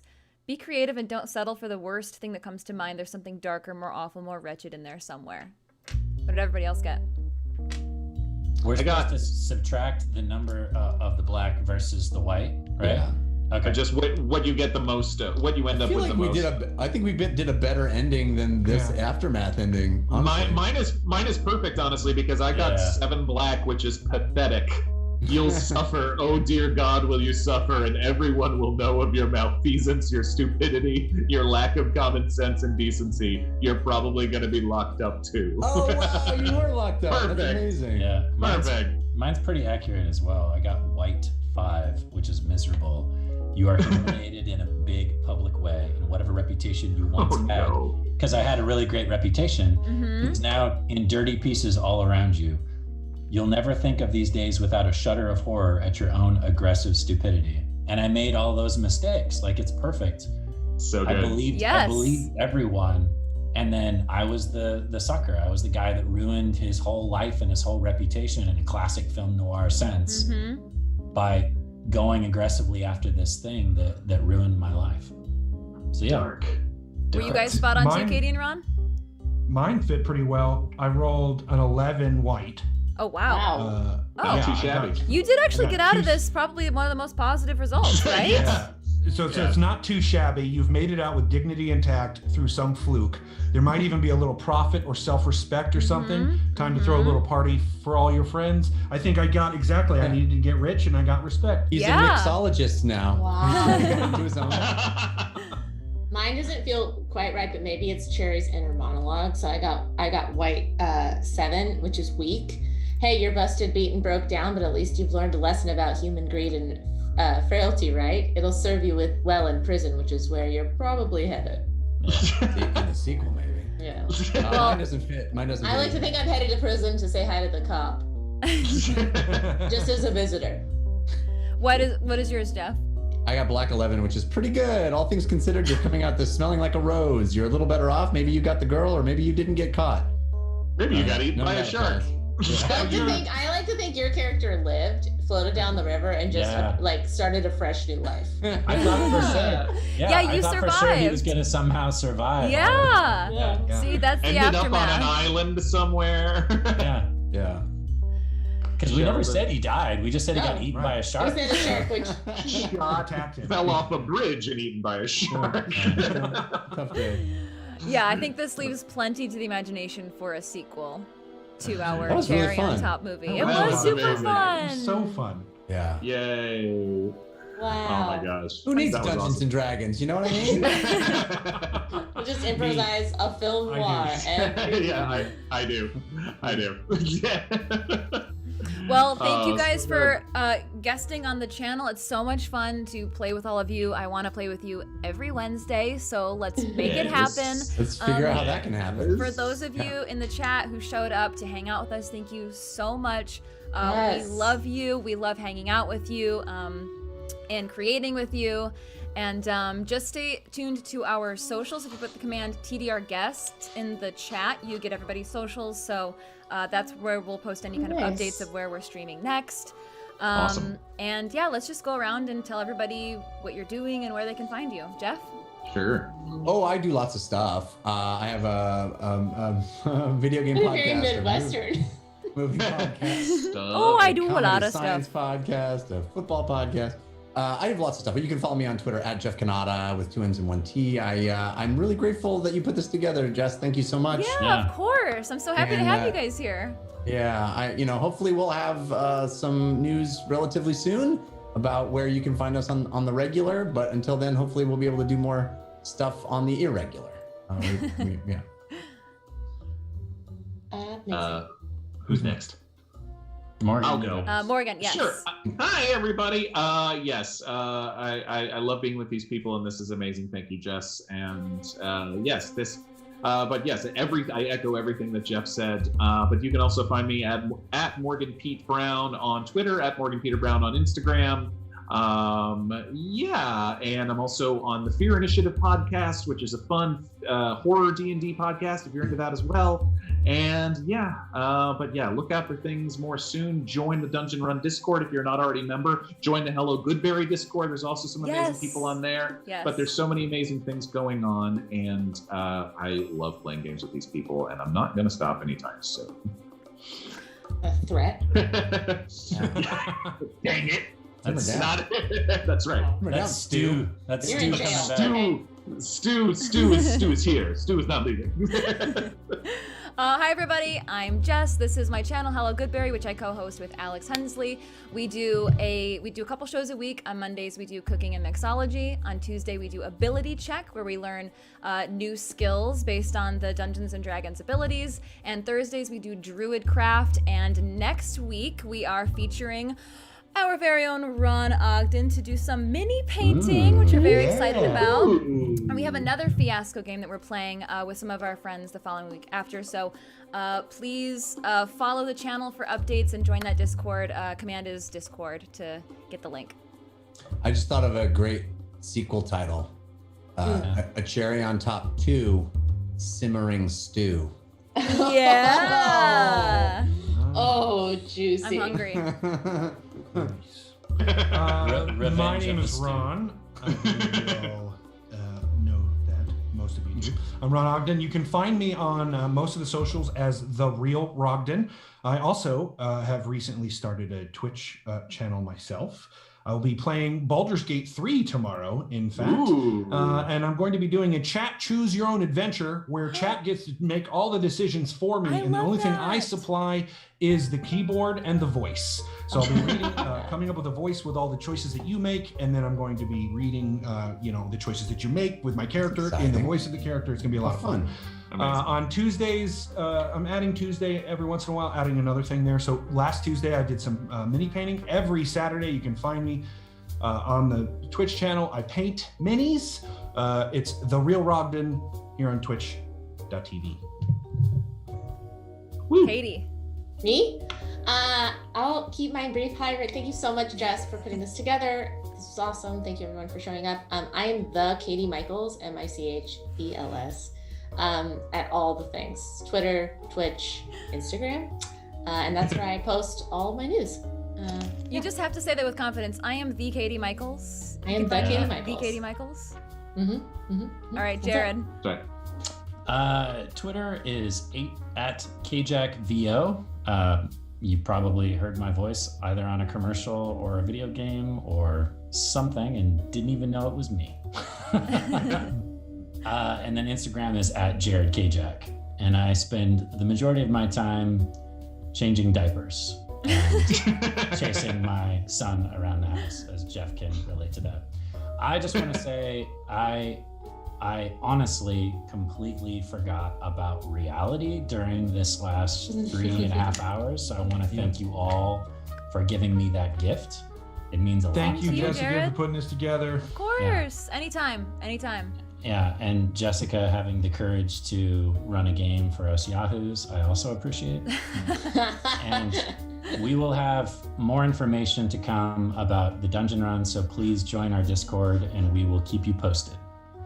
And I feel like we should have done a scene where your character had to change a diaper. So you want next movie away from reality. Yeah. Hot bartender and changing diapers. Yeah. So I do want to also give a shout out to the writer of this module, Chris Bennett, edited by Steve Sedgety. It was a special release playset for Gen Con in 2010. So thank you so much to those who wrote this. It was so much fun and so immersive. 11 years ago. That was a blast. Wow. You don't have to say that. Yeah. Why'd you say that, John? So I do want to raid Good Time Society. It looks like they're playing the Calyx right now, another role-playing game. If you want to pop on there and keep the role-playing game hype going. So I'm gonna pop you guys over there. We will see you soon. Love you all. Love you. Bye. Love you. Bye.